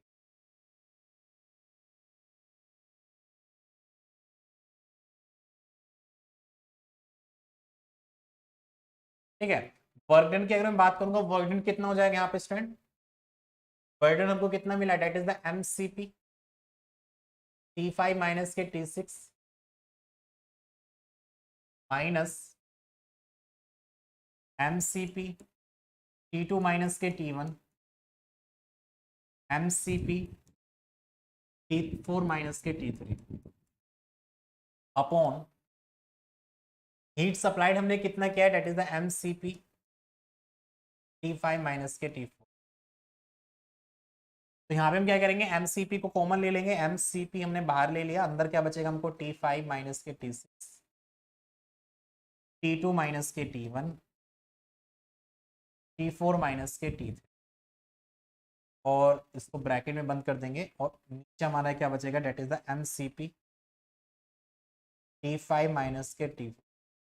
इससे इसको कैंसिल हो जाएगा, तो यहाँ पे हमको क्या मिलेगा, इफिशिएंसी हमको मिल जाएगी। तो इफिशिएंसी हमको मिलेगी, डेट इज द हो जाएगा हमारा T5 माइनस के T6 T2 माइनस के T1 T4 माइनस के T3 अपॉन T5 माइनस के T4।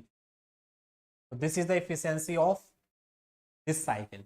ठीक है, ये हमारी क्या निकल जाएगी, इफिशिएंसी निकल के आएगी, और आपको सभी साइकिल की इफिशिएंसी इसी तरीके से आपको निकालनी है। ठीक है, अब मैं आगे केवल आपको पढ़ाऊंगा, केवल देखेंगे कि किस तरीके से उसको बस अपने साइकिल के बारे में डिस्कस करेंगे। ठीक है, आपकी हो गई गैस टरबाइन साइकिल। अब इसी के अकॉर्डिंग बात करेंगे, नेक्स्ट हमारी है यहाँ पे बात करेंगे नेक्स्ट साइकिल के बारे में, किस तरीके से इफिशिएंसी बात कर सकते हैं। Gas turbine cycle with reheat. Reheat का मतलब क्या होता है कि अपनी स्टीम को दोबारा से गर्म करना, दोबारा से उसको हीटेड करना, वो हमारी रीहीट साइकिल कहलाएगी। तो रीहीट साइकिल में बेसिकली हमारे क्या होते हैं, दो टरबाइन हमारी होती है, एक लो प्रेशर टरबाइन, एक हमारी हाई प्रेशर टरबाइन होती है, जिसमें कि दो कंप्रेसर हमारे, दो कंबशन चैम्बर हमारे लगे होते हैं। तो इसको ड्रॉ करेंगे, देखो किस तरीके से ड्रॉ करने वाले हैं, सिंपल तरीके से समझा रहा हूं, तो आपको किस तरीके से बनाना होगा। तो सबसे पहले अगर नाम हमारा आ जाता है तो उसके हमारे माइंड में हो जाना चाहिए कि इतने कंप्रेसर है, किस तरीके से हमारा कितना टरबाइन यहाँ पे हमने यूज किया हुआ है। तो इसमें हमारे दो टरबाइन यूज होंगे, ठीक है। तो रीहीट का मतलब क्या होगा, तो देखेंगे यहाँ पे रीहीट का मतलब सबसे पहले हमारा क्या होगा, कंप्रेसर होगा। सबसे पहले हमारा क्या है, कंप्रेसर। कंप्रेसर के बाद हमारा हो जाएगा यहाँ पे क्या स्टैंड, कंबशन चैम्बर, ठीक है। कंबशन चैम्बर के बाद हमारी हो जाएगी यहाँ पे stand turbine, that is the gas turbine.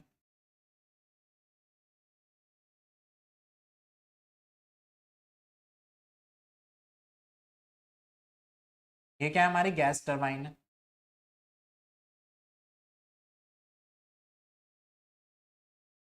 This is the gas turbine. Gas turbine के बाद हमारा जो निकलने वाले एग्जॉस्ट गैसेज होंगी उनको दोबारा से कंबशन चैम्बर में भेजा जाएगा, उसको दोबारा से हीट किया जाएगा, और उस हीट से रिगार्डिंग हम दोबारा से यहाँ पे क्या करेंगे, अपने टरबाइन को दोबारा से ऑपरेट कराएंगे। अपने टरबाइन को क्या करेंगे, दोबारा से ऑपरेट कराने का काम करेंगे, ठीक है।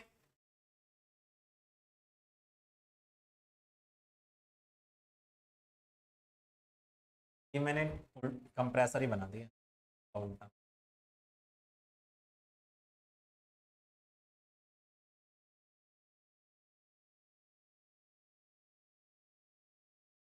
ये भी कंप्रेसर ही बना दिया।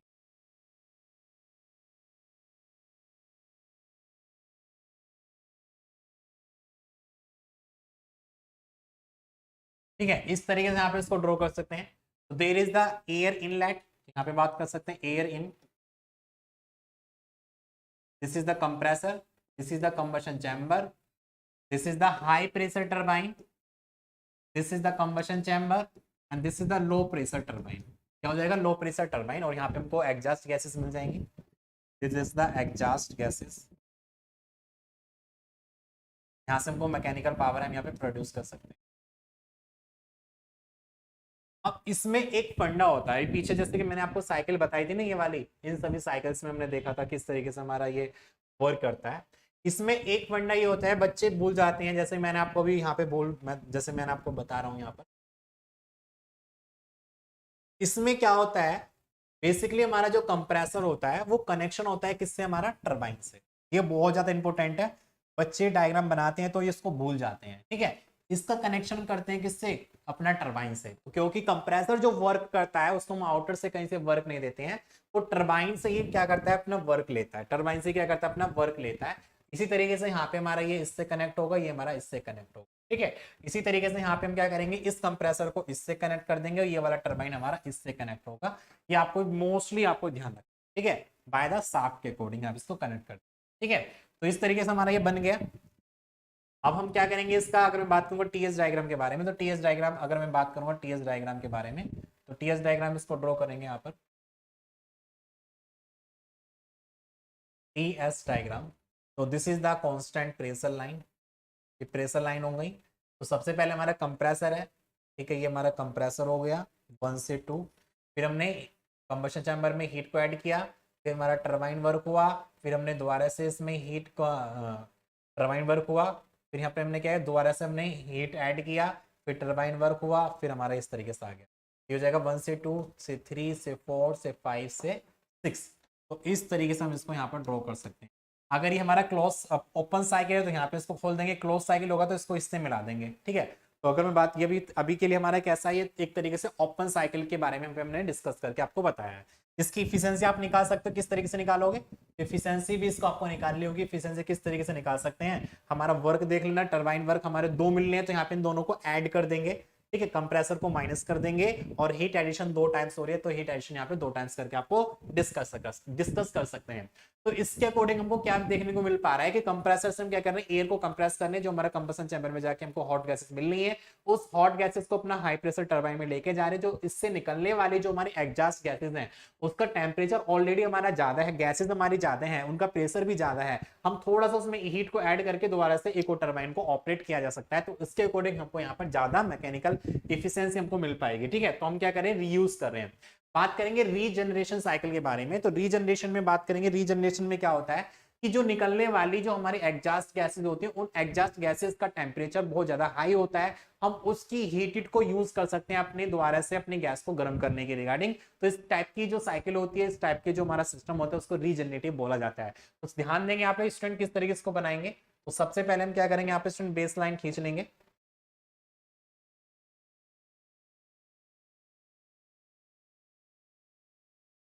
ठीक है, तो फर्स्ट इज द कंप्रेसर।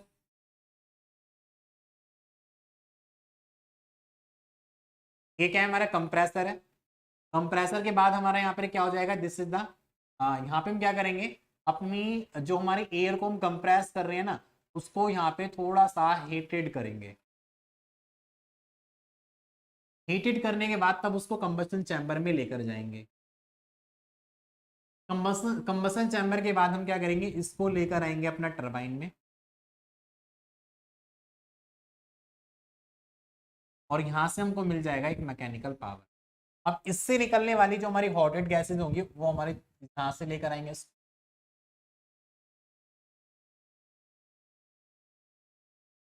इस तरीके से उसको लेकर जाएंगे। ठीक है, तो this is the heat exchanger. यहाँ पे हमने क्या करा, हीट एक्सचेंजर क्या है, मतलब ये क्या कर रहा है, हीट को इसको ट्रांसफर करने का काम कर रहा है। तो यहाँ पे क्या करेंगे, एयर इन करेंगे, एयर इन हमारा हो जाएगा, this is the compressor.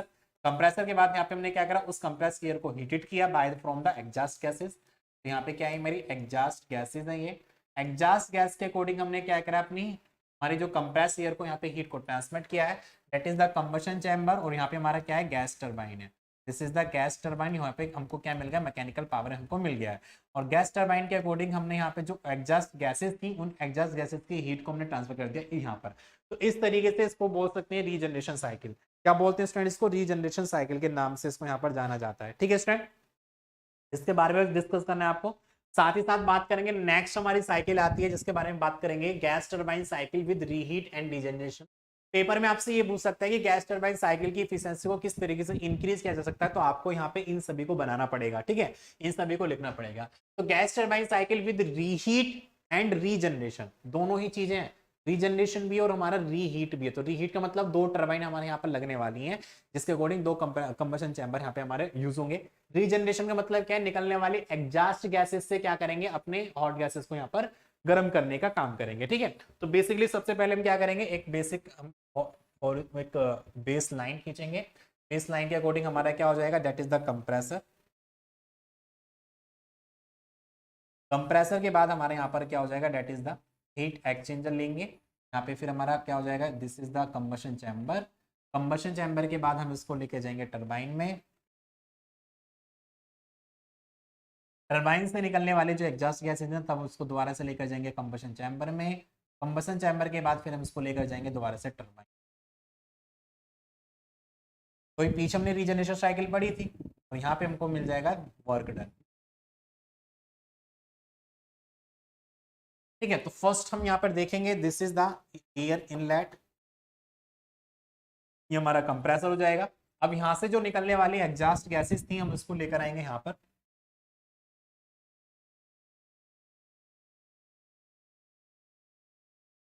This is the heat exchanger.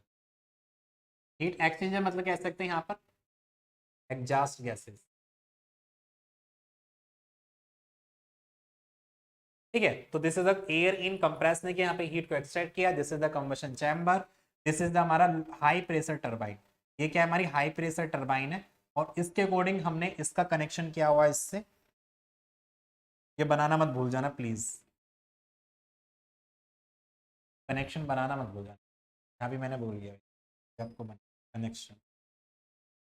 ठीक है, उसके बाद आपका क्या होगा यहाँ पर, this is the low pressure turbine. ये हमारा कंबशन चैम्बर होगा, फर्स्ट, ये फर्स्ट है, ये सेकंड है। ठीक है, यहाँ पे इस तरीके से हमारे एग्जॉस्ट कैसे जाएंगी, और इस तरीके से अपना गैस टरबाइन साइकिल के रिगार्डिंग इसको बना सकते हैं। ठीक है, टीएस डायग्राम आपको इसको बनाना होगा, टीएस डायग्राम किस तरीके से बना सकते हैं। ठीक है, साथ ही साथ बात करेंगे नेक्स्ट, आगे की तरफ डिस्कस करेंगे इसमें। नेक्स्ट हमारा gas turbine cycle with reheat, दो टरबाइन लगेंगी और इंटरकूलिंग यहाँ पे हमारा लगने वाला है, तो दो कंप्रेसर भी यहाँ पे हमको लगने वाले हैं। तो सबसे पहले क्या करेंगे, अपना बेस लाइन खींचेंगे, या फिर मैं कह सकता हूँ यहाँ पर बेस लाइन खींच लेते हैं। ठीक है, तो सबसे पहला एक कंप्रेसर हमारा यहाँ पर बनने वाला है, दूसरा कंप्रेसर भी हमारा बनने वाला है, फिर एक हमारे यहाँ पे टरबाइन बनने वाला है, that is the high pressure turbine, फिर हमारा लो प्रेशर टरबाइन बनने वाला है। ठीक है, तो फर्स्ट, तो पहले इनको कनेक्ट कर लो by the shaft, it is also connect by the shaft. ठीक है, तो पहले हम क्या कर रहे हैं, यहाँ पे इंटरकूलिंग करेंगे। तो इंटरकूलिंग के लिए हमने यहाँ पे क्या करा है, एक इंटरकूलर का यहाँ पे हमने यूज किया, दिस इज द इंटरकूलर। ठीक है, तो हमने यहाँ पे क्या करा स्टूडेंट, एक इंटरकूलर का यहाँ पे यूज किया। इसको हमने ठंडा किया, उसको दोबारा उस कंप्रेसर में ले गए, that is the C1, that is the C2। ठीक है, यहाँ पे हमारा एयर इन हो जाएगा। ठीक है, अब इस कंप्रेसर के बाद हम लेकर गए इस वाली गैसेस को अपने कंबशन चैम्बर में, कंबशन चैम्बर के बाद लेकर गए इसको हाई प्रेशर टरबाइन में, कंबशन चैम्बर 1। फिर इससे निकलने वाली जो हमारी हॉट गैसेस होगी उसको दोबारा से कंबशन चैम्बर में लेके गए, डेट इज द CC2। और इसको फिर दोबारा से हम यहाँ पे किस में लेकर आ गए, अपने लो प्रेशर टरबाइन। और यहाँ पे हमको क्या मिल जाएगा, एक वर्क डन आपको मिल जाएगा, this is the exhaust gas. ठीक है, इस तरीके से हमारा बनने वाला है gas turbine cycle with reheat and intercooling. Reheat and intercooling के अकॉर्डिंग इसको यहाँ पर बना सकते हैं। ठीक है, सिंपल तरीके से इसका टीएस डायग्राम अगर आपको बनाना होगा तो टीएस डायग्राम किस तरीके से बनाएंगे देखेंगे स्टूडेंट। यहाँ पर टीएस डायग्राम अगर मैं बात करूंगा, टीएस डायग्राम बेसिकली यहाँ पे ड्रॉ कर सकते हैं। फर्स्ट इज द कंप्रेशन, फिर हमने इसका इंटरकूलिंग किया, फिर दोबारा कंप्रेशन किया, फिर हमने यहाँ पे कंबशन चैम्बर में ले गए, यहाँ पे हमको मिला टरबाइन वर्क, फिर दोबारा से हमने इसको क्या किया, हमने इसको दोबारा से कंबशन चैम्बर में ले गए, फिर हमने दोबारा यहाँ पे वर्क, इस तरीके से हमारा वर्क हुआ। तो डेट इज द 1 से 2 से 3 से 4 से 5 से 6 से 7 से 8, इस तरीके से हमारा क्या हो जाएगा, हमारा वर्क हो जाएगा। ठीक है, इसका टीएस डायग्राम इस तरीके से यहाँ पर बनने वाला होगा। तो यहाँ पर देखेंगे दैट इज द 1, ये 1 हो जाएगा, ये हमारे यहाँ पे हो जाएगा 2, that is the 3, that is the 4, that is the 5, that is the 6, that is the 7, that is the 8। तो इस तरीके से हमारा क्या बन जाएगा, ये हमारा फ्लो डायग्राम आपको यहाँ पे इस तरीके से मिल जाएगा। ठीक है, पीछे जैसे मैंने अभी आपको बताया था, हमने यहाँ पे क्या किया था, एक तरीके से रीजनरेटिव साइकिल में, तो रीजनरेटिव साइकिल में हमने मतलब अपना हीटेड किया था बाय द, अगर इसका डायग्राम हमको बना होगा इसको देख लेंगे, आप सोचेंगे सर आपने इसका तो बनाया ही नहीं है इसका टीएस डायग्राम, तो इसका टीएस डायग्राम भी बना देता हूँ मैं, कोई नहीं। तो टीएस डायग्राम बनाएंगे स्टूडेंट इसका। तो first is the constant pressure line, मतलब प्रेशर लाइन हमारी हो जाएंगी। फर्स्ट इज द कंप्रेसर, हम इसको फिर हीटेड कर रहे हैं, मतलब एक इंटरचेंज कर रहे हैं। फिर हमारा कंबसन चैम्बर है, कंबसन चैम्बर के बाद हमने यहाँ क्या है, हाई प्रेशर टरबाइन है। ठीक है, तो फर्स्ट देखेंगे स्टूडेंट यहाँ पर इसको किस तरीके से यहाँ पर ड्रॉ करने वाले हैं इसकी साइकिल को। तो फर्स्ट से हमारा 1 से 2 तो हमारा क्या हो जाएगा, this is the compressor. Compressor के बाद यहाँ पे क्या हो जाएगा, तो हमने कूलिंग, इसको हीटेड कर रहे हैं, मतलब हीट को ऐड कर रहे हैं। तो हीट ऐड कर रहे हैं तो बेसिकली इसको इस तरीके से यहाँ पे ड्रॉ करना पड़ेगा, तरीके से। ठीक है, मतलब जो निकलने वाली हमारी गैसेज होंगी उस, तो उसको थोड़ा सा आप इसको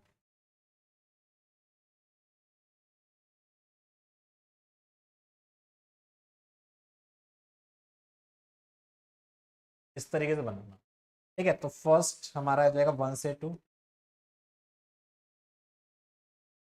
को इस तरीके से लेकर जाएंगे यहाँ पर। ठीक है, 2 से 3 में हमने कंबशन चैम्बर में लेगा इसको, फिर हमारा टरबाइन वर्क मिलेगा, फिर दोबारा कंबशन चैम्बर में ले गए, फिर दोबारा हमारा टरबाइन वर्क मिलेगा।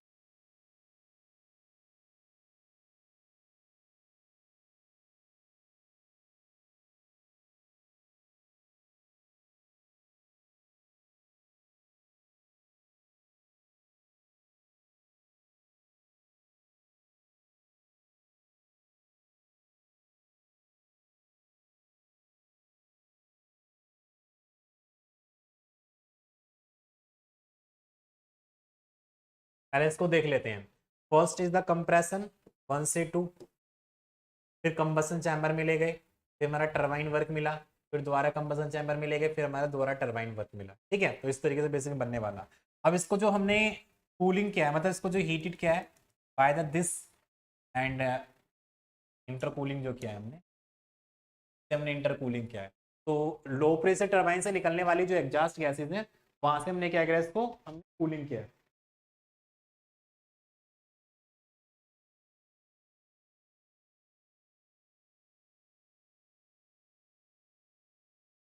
ठीक है, तो देखेंगे यहाँ पे स्टैंड, तो इसको देखेंगे यहाँ पर। इसको मैं फर्स्ट मान लेता हूँ, फर्स्ट से सेकंड, सेकंड से यहाँ पे हमारा थर्ड हो जाएगा, और थर्ड से फोर्थ हो जाएगा, फोर्थ से फिफ्थ, फिफ्थ से सिक्स, सिक्स से सेवन यहाँ पे हमको मिल जाएगा, सेवन से यहाँ पे एट यहाँ पे एग्जिट हमको। ठीक है, तो देखेंगे 1 से 2 हमारे कितना हो जाएगा कंप्रेसर वर्क, 2 से 3, तो 3 बेसिकली यहाँ पे मान लेते हैं कितना।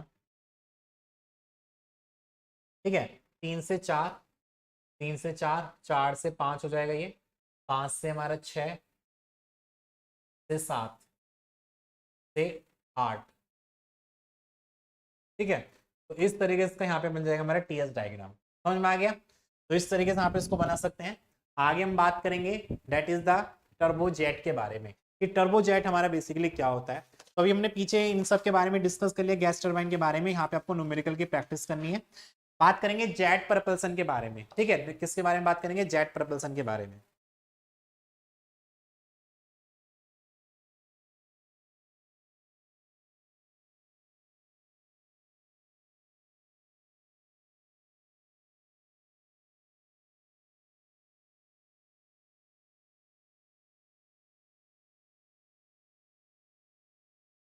तो डिस्कस करेंगे यहाँ पे जेट प्रपल्सन क्या होता है, टर्बोजेट इंजन क्या होता है। ठीक है, अभी हमने बेसिकली फंडा ये देखा था कि हमारा जो गैस टरबाइन था, गैस टरबाइन में हमारे जो एग्जॉस्ट गैसेस निकल रही थी उनका हमने रीयूज किया था अपने कंप्रेस एयर को गर्म कराने के लिए, मतलब उसको हीट का ट्रांसमिशन करने के लिए।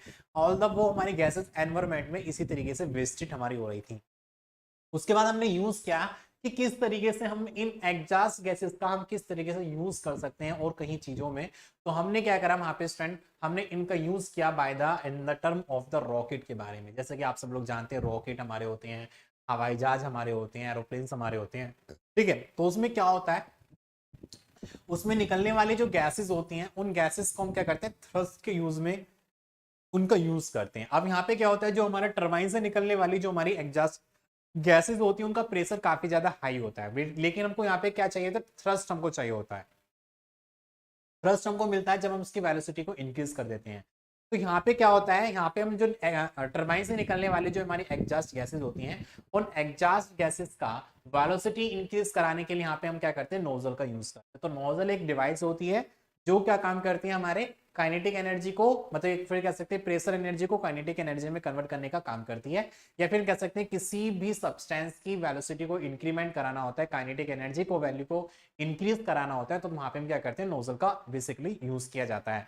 तो हमने क्या करा, टरबाइन के एग्जिट पॉइंट पर एक नोजल का यूज किया। नोजल क्या करेगा, वहां पे उससे आने वाली जो हमारी हाई प्रेशर गैसेज होगी उन हाई प्रेशर गैसेज को कन्वर्ट करता है किसमें, काइनेटिक एनर्जी में। और काइनेटिक एनर्जी मतलब वेलोसिटी एनर्जी हमको मिल जाएगी। अगर किसी भी चीज की वेलोसिटी आपकी ज्यादा होती है तो वहां पे आपको क्या लगता है, फोर्स क्रिएट होता है। अगर मैं बात करूंगा, मैं कि एक बॉल लिया, उस बॉल को मैंने काफी ज्यादा स्पीड से फेंक के मारा, तो अगर वो दीवार पे लगे या शीशे पे लगे, किसी भी ह्यूमन बॉडी के लगे, तो उसके ऊपर काफी ज्यादा इंपैक्ट करने वाला होता है वो। ठीक है भाई, अगर किसी भी चीज की बॉडी का वेलोसिटी ज्यादा होगी, आप लोगों ने देखा होगा जो हमारे एस्ट्रॉइड वगैरह आते हैं, ठीक है, अगर वो किसी अर्थ से हमारा टकराते हैं, कहीं से भी टकराते हैं, उनकी वेलोसिटी बहुत ज्यादा होती है।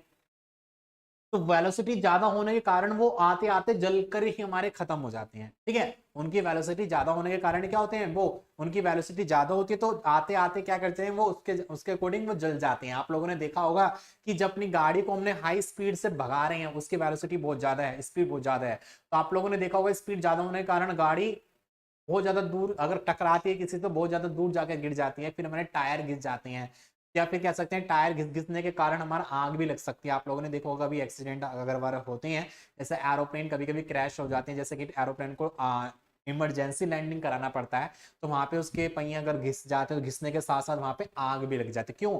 क्योंकि वहां पे क्या होता है, फ्रिक्शन की वैल्यू हमारी ज्यादा क्रिएट हो जाती है। किसकी वैल्यू? फ्रिक्शन की वैल्यू हमारी ज्यादा क्रिएट हो जाती है। फ्रिक्शन के कारण वहां पे हमको टेम्परेचर क्रिएट होता है और टेम्परेचर के अकॉर्डिंग वहां पे हमको आग देखने को मिल पाती है। तो यहाँ पे हम क्या कर रहे हैं, यहाँ पे उसकी वेलोसिटी को इंक्रीज कर रहे हैं। तो बेसिक फंडा हमारा केवल यहाँ पे क्या है, वेलोसिटी को इंक्रीज करना। तो जैसे कि आप लोगों ने देखा होगा, हमने पिचकारी लेते हैं, आप लोगों ने देखा होगा होली के टाइम पे पिचकारी वगैरह से बच्चे वगैरह खेलते हैं। तो वो क्या करते हैं, पिचकारी के अंदर पानी भरा हुआ रहता है, हम उसको क्या करते हैं, पीछे की तरफ से पुश करते हैं। तो पिचकारी के आगे वाला जो सिरा होता है वो छोटा होता है और पीछे का सिरा हमारा बड़ा होता है। तो एक नोजल टाइप का हमारा हो जाता है, जैसे कि इस टाइप का आपको दिख पा रहा होगा।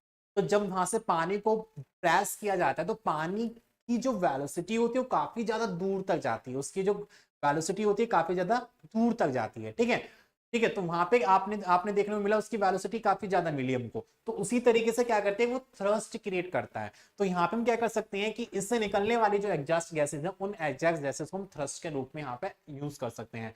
और आप सब लोग जानते हैं एक तरीके से हमारा जो थ्रस्ट होता है वो एक तरीके से हमारा फोर्स की तरह कार्य करता है। किसकी तरह कार्य करता है? फोर्स की तरह।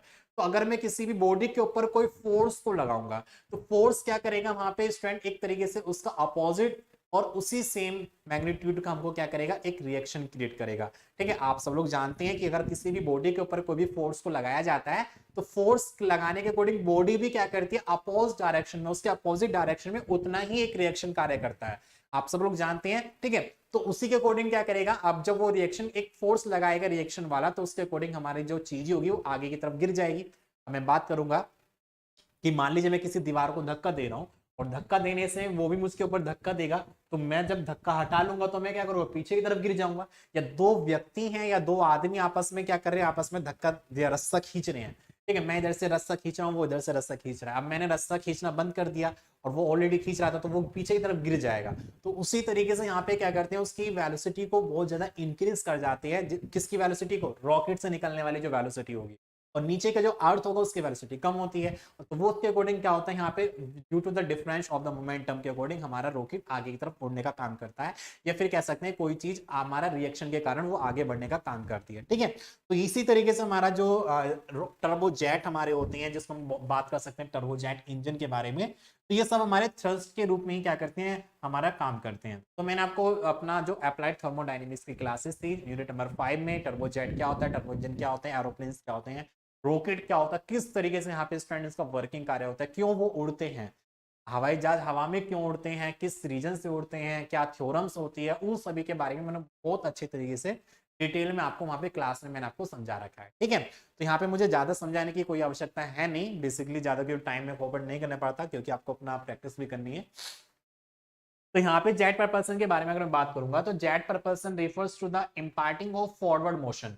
ठीक है, एक क्या करता है, हमारा फॉरवर्ड मोशन करता है, आगे की डायरेक्शन में क्या करता है, मोशन करता है to the object as a reaction of exit of the high velocity gas और liquid steam from the rear end of the object.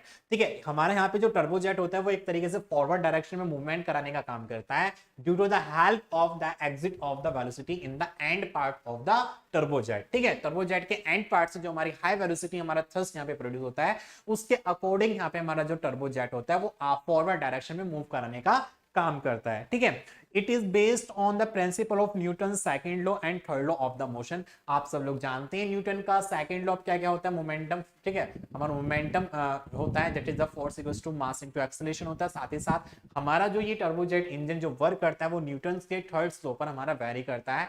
और न्यूटन के थर्ड लॉ के बारे में आप सब लोग जानते हैं कि न्यूटन का थर्ड लॉ क्या होता है, एक्शन रिएक्शन का हमारा नियम होता है। This is the basically law of the action reaction का। ठीक है, क्रिया प्रतिक्रिया का नियम। यदि हम किसी भी चीज को जितना धक्का देते हैं वो उतना ही हमको अपोजिट डायरेक्शन में धक्का देता है। ठीक है, वो उसी तरीके से आप इसको बारे में बात कर सकते हैं। ठीक है, तो टर्बोजेट इंजन के बारे में बात कर सकते हैं। यहाँ पे क्या क्या होगा, तो बेसिकली इसके पार्ट्स की अगर मैं बात करूंगा तो पार्ट्स हमारे क्या क्या होंगे, यहाँ पे स्टूडेंट कंप्रेसर होगा, जैसे कि आप लोग यहाँ पर देख पा रहे हैं। ये क्या होगा स्टूडेंट, हमारा कंप्रेसर होगा। दिस इज द कंप्रेसर, ये एयर इसके अंदर जा रही है।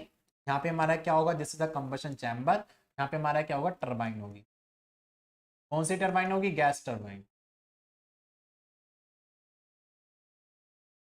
ठीक है, गैस टर्बाइन होगी। और इस गैस टर्बाइन से निकलने वाली जो एग्जॉस्ट गैसेज हैं, इन एग्जॉस्ट गैसेस का हम यूज करेंगे यहाँ पे स्टूडेंट नोजल में। नोजल के अकॉर्डिंग बात कर सकते हैं, नोजल भी हो सकता है यहाँ पे स्टूडेंट, हमारा एक डिफ्यूजर भी होता है। डिफ्यूजर कहाँ पे होगा? डिफ्यूजर बेसिकली हमारा कंप्रेसर से आगे की तरफ लगा हुआ रहता है, और इसके बाद हमारा यहाँ पर एग्जॉस्ट फर्स्ट हमको यहाँ पे मिलेगा, या एग्जॉस्ट गैसेस के रूप में हमको ये गैसेस हमको मिल पाती है, एग्जॉस्ट गैस के रूप में हमको यहाँ पे मिल पाती है। ठीक है, तो एक थ्रस्ट क्रिएट हमारा यहाँ पर होता है। क्या होता है स्टूडेंट? हमारा थ्रस्ट यहाँ पर क्रिएट होता है। तो बेसिकली आप लोगों ने देखा होगा कि जो हमारे स्टूडेंट इंजन होते हैं एरोप्लेन्स वगैरह वाले, आप लोगों ने देखा होगा उसके आगे एक डिफ्यूजर लगा होता है।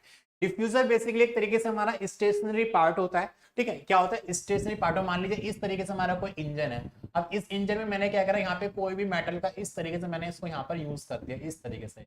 अब यहाँ पे क्या होगा, जो आने वाली एयर होगी वो एयर इस तरीके से यहाँ पे स्ट्राइक करके अंदर की तरफ जाएगी। ऑलरेडी क्या कर रहा है, हमारा एरिया को कम कर रहा है, तो एरिया कम हो रहा, तो यहाँ पे एयर क्या कर जाएगी, अपने आप कंप्रेस कर जाएगी, और उस कंप्रेस एयर को दोबारा से कंप्रेसर में लेकर जाते हैं, जिसके अकॉर्डिंग वो कंप्रेस करता है। तो यहाँ पे क्या होता है हमारा, बेसिकली अगर मैं बात करूंगा टर्बोजेट इंजन में, तो यहाँ पे क्या होता है हमारा, सबसे पहले डिफ्यूजर लगा होता है। डिफ्यूजर क्या करता है, हमारे आने वाली जो एयर होती है उसकी काइनेटिक एनर्जी को प्रेशर एनर्जी में कन्वर्ट कराने का काम करता है। क्योंकि जब एरोप्लेन हमारा स्टूडेंट हवाई मतलब एक एरोप्लेन जब स्काई में उड़ता है, तो वहां पे क्या होता है, उसकी वेलोसिटी बहुत ज्यादा होती है, और उसके कंपैरिजन में हमारा जो एयर होता है, एयर की वेलोसिटी थोड़ा कम होती है। तो एयर की वेलोसिटी, या फिर कह सकते हैं जब एयर स्ट्राइक करती है तो उसकी वेलोसिटी बेसिकली हमारा अपोजिट डायरेक्शन में हमारी बढ़ जाती है। तो वहां पे हमको अमाउंट ऑफ एयर चाहिए होती है, मतलब हमको क्या चाहिए होती है, प्रेशर, उसका प्रेशर हमको इक्वल करना पड़ता है, उसकी वेलोसिटी इक्वल करनी पड़ती है, जिसके अकॉर्डिंग बात कर सकते हैं यहाँ पे डिफ्यूजर का यूज किया जाता है। इसको हम रैम के नाम से भी जाना जाता है, रैम, किसके नाम से, रैम के नाम से भी इसको यहाँ पर जानते हैं। तो बेसिकली आप लोगों ने देखा होगा ये मैंने डिफरेंट डिफरेंट टाइप के होते हैं, रैम जेट वगैरह, पर टर्बो प्रॉप वगैरह, ज्यादा सुपर जेट हमारे होते हैं, रैम जेट होते हैं। ठीक है, और फाइटर जेट होते हैं। ठीक है, आप लोगों ने देखा होगा इनके बारे में, जैसे कि सुपर सोनिक हमारा होता है। तो वहां पे क्या होता है, वहां पे स्टूडेंट बेसिकली इसके आगे एक चोंच से बनी होती है। आप लोगों ने देखा होगा जो फाइटर जेट वगैरह होते हैं, ठीक है, जैसे कि तेजस वगैरह आप लोगों ने देखा होगा कभी मूवीज वगैरह में, नॉर्मल में आपने देखा नहीं देखा वो मुझे नहीं पता, लेकिन वहां पे आपने देखा होगा जो हमारे स्टूडेंट काफी ऊंचाई में फाइटर जेट होते हैं, टर्बो जेट होते हैं, उसके जो आगे का एरिया होता है वो बहुत चोंचदार होता है, इस तरीके से बना होता है, चोंचदार, बिल्कुल इस तरीके से बना होता है। यहाँ पे हमारा पायलट बैठता है यहाँ पे कॉकपिट में, और पीछे की तरफ हमारा यहाँ फिन्स लगे होते हैं। तो ये वाला इतना चोंचदार एयर बनाने का हमको फायदा क्या होता है? इसका फायदा यही होता है कि आने वाली जो एयर होती है उसको हम ज्यादा से कंप्रेस कर सकते हैं। ठीक है, उसकी वेलोसिटी को मेंटेन यहाँ पर कर सकते हैं। तो वही यहाँ पे क्या होता है, हमारा रीजन होता है इसको बनाने का। ठीक है, तो बेसिकली अगर मैं बात करूँ यहाँ पे टर्बोजेट के बारे में, तो टर्बोजेट में हमारी यही चीजें होती हैं, जैसे कि आप इसमें देख पा रहे हैं कि हमारा क्या क्या है, कंप्रेसर लगेगा, कंप्रेसर क्या करेगा, यहाँ पे एयर को कंप्रेस करेगा डिफ्यूजर के बाद में, उसके बाद कंबशन चैम्बर होगा, फिर हमारा टरबाइन होगा, टरबाइन के बाद हमने इसमें एक एडिशनल पार्ट हमने जोड़ा है जिसको नोजल यहाँ पर बोलेंगे। नोजल क्या करेगा, इसकी हाई वेलोसिटी को इंक्रीज करेगा, वेलोसिटी को इंक्रीज करेगा, जिसके अकॉर्डिंग हमको यहाँ पे थ्रस्ट प्रोड्यूस होगा। थ्रस्ट एक तरीके से फोर्स हमको लगाता है, तो फोर्स ये पीछे की तरफ लगाएगा, जिसके अकॉर्डिंग जो रॉकेट है, या फिर कह सकते हैं हमारा जो एरोप्लेन्स है, वो फॉरवर्ड मोशन आगे की तरफ हमारा क्या करेगा, फॉरवर्ड करेगा, क्या करेगा, आगे की तरफ मूव करेगा। ठीक है, वो क्या करेगा स्टूडेंट, हमारा आगे की तरफ मूव करेगा। तो इस तरीके से वर्किंग के बारे में आपको लिखना है, किस तरीके से हमारा वर्क करेगा। अगर इसके साइकिल के बारे में बात करेंगे, तो साइकिल इसको बना सकते हैं, किस तरीके से साइकिल बना सकते हैं, टीएस डायग्राम अगर बात करूंगा, टीएस डायग्राम के बारे में, TS diagram we can be draw. तो फर्स्ट हमारा क्या होगा, दिस इज द डिफ्यूजर, ये क्या होगा स्टूडेंट, हमारा डिफ्यूजर होगा। डिफ्यूजर के बाद, ठीक है, डिफ्यूजर के बाद हम क्या करते हैं, चलो मैं यहाँ पे उसको व्हाइट से, ये हमारा क्या होगा डिफ्यूजर। डिफ्यूजर के बाद हम क्या करते हैं, इसको दोबारा से यहाँ पे कंप्रेस कराते हैं। ठीक है, डिफ्यूजर के बाद क्या करते हैं स्टूडेंट, इसको कंप्रेस कराते हैं। ठीक है, फिर हमारा क्या होगा, यहाँ पे हीट को ऐड करेंगे, फिर हमारा टरबाइन होगा, टरबाइन के बाद हम क्या करेंगे, इसका यहाँ पर यूज करते हैं फॉर द जेट नोजल। ठीक है, जेट नोजल, तो हमारा 1 से 2 से 3 से 4। ठीक है, 1 से 2, बेसिकली इसको यहाँ पर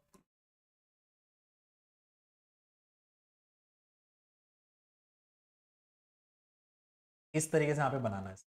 1 से 2 या 2 डैश इसको बोल सकते हैं, 2 डैश से हमारा 3 डैश हो जाएगा, यहाँ पे हमारा 4, 4 से 5, और 5 से हम इसको बोल सकते हैं ये 5 डैश हो जाएगा, और यहाँ 6 मिल जाएगा। ठीक है, 6 के बाद इसको एग्जिट हम कर देते हैं की तरफ।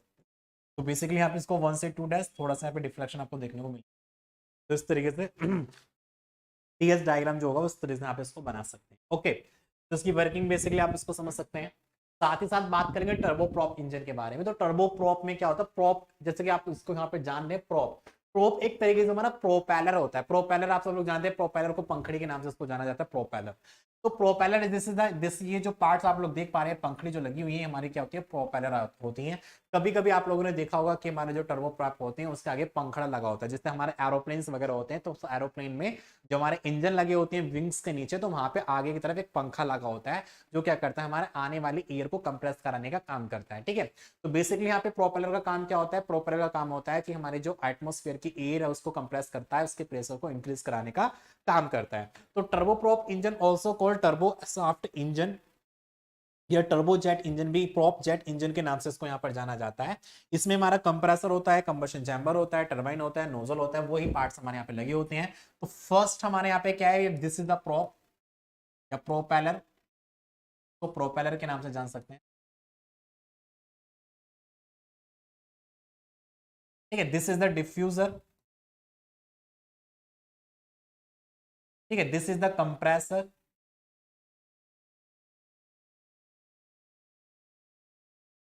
This is the combustion chamber, ये भी कंबशन चैम्बर है। ठीक है, ये हमारा क्या हो जाएगा, नोज टरबाइन। ये हमारा क्या हो जाएगा, नोजल। यहाँ पे हमको एग्जॉस्ट गैसेस हमको मिल पाएंगे। ठीक है, ये हमारे क्या मिलेंगे यहाँ पे स्टूडेंट, एग्जॉस्ट गैसेस हमको यहाँ पर मिल पाएंगे। तो इन द सिस्टम, अगर मैं बात करूंगा इसके प्रिंसिपल के बारे में, तो in this system the gas are propelled expanded in the turbine and parcel is nozzle, which means about 80% expansion of the gases take place in turbine and 20% expansion take place in the nozzle। ठीक है, तो यहाँ पे जो steam expand होती है वो 80% हमारा नोजल में होती है, सॉरी टरबाइन में होती है, और हमारा 20% हमारा नोजल में हमारे देखने को मिल पाती है। वर्किंग के बारे में बात करेंगे तो turbine develop power to run the compressor and propeller. तो यहाँ पे दोनों को हमने कनेक्ट किया हुआ है, जिसमें कि हमारा जो टरबाइन होता है वो बेसिकली हमारा क्या करता है, हमारा ऑपरेट कराता है किसको, हमारे कंप्रेसर को चलाने का काम करता है। ठीक है, the propeller and jet produce by the nozzle, यहाँ पे प्रोपेलर क्या होता है and jet produce by the nozzle give forward motion of the aircraft. By using diffuser before the compressor, overall efficiency of the turboprop is improved। हमारे यहाँ पे diffuser का हम यूज करते हैं, जिसका बेसिकली हमारा काम ये होता है कि हमारा जो कंप्रेसर की इफिशियंसी उसको इंप्रूवमेंट कराने के लिए यहाँ पर डिफ्यूजर का यूज करते हैं कि कंप्रेसर को हमको मिनिमम वर्क देना पड़े, जिसके कारण यहाँ पे एयर ऑलरेडी हमको कंप्रेस मिल जाए। ठीक है, in diffuser pressure on gases rises due to the conversion of the kinetic energy of the incoming air equal to the aircraft velocity and to pressure energy. यहाँ पे क्या करते हैं, यहाँ पे स्टूडेंट ये वेलोसिटी को मतलब एक तरीके से हमारा इंप्रूवमेंट कराता है और कन्वर्ट करता है वेलोसिटी को किसमें, प्रेशर एनर्जी में कन्वर्ट कराने का काम करता है। और this type of compression is known as the ramp effect भी हम इसको यहाँ पर बोला जाता है। ठीक है, ये हमारे क्या होता है, टर्बोप्रोप होता है। इसके बारे में इस तरीके से आपको डिस्कस करना है। साथ ही साथ बात करेंगे नेक्स्ट हमारा rocket propulsion. This is the last topic for this unit.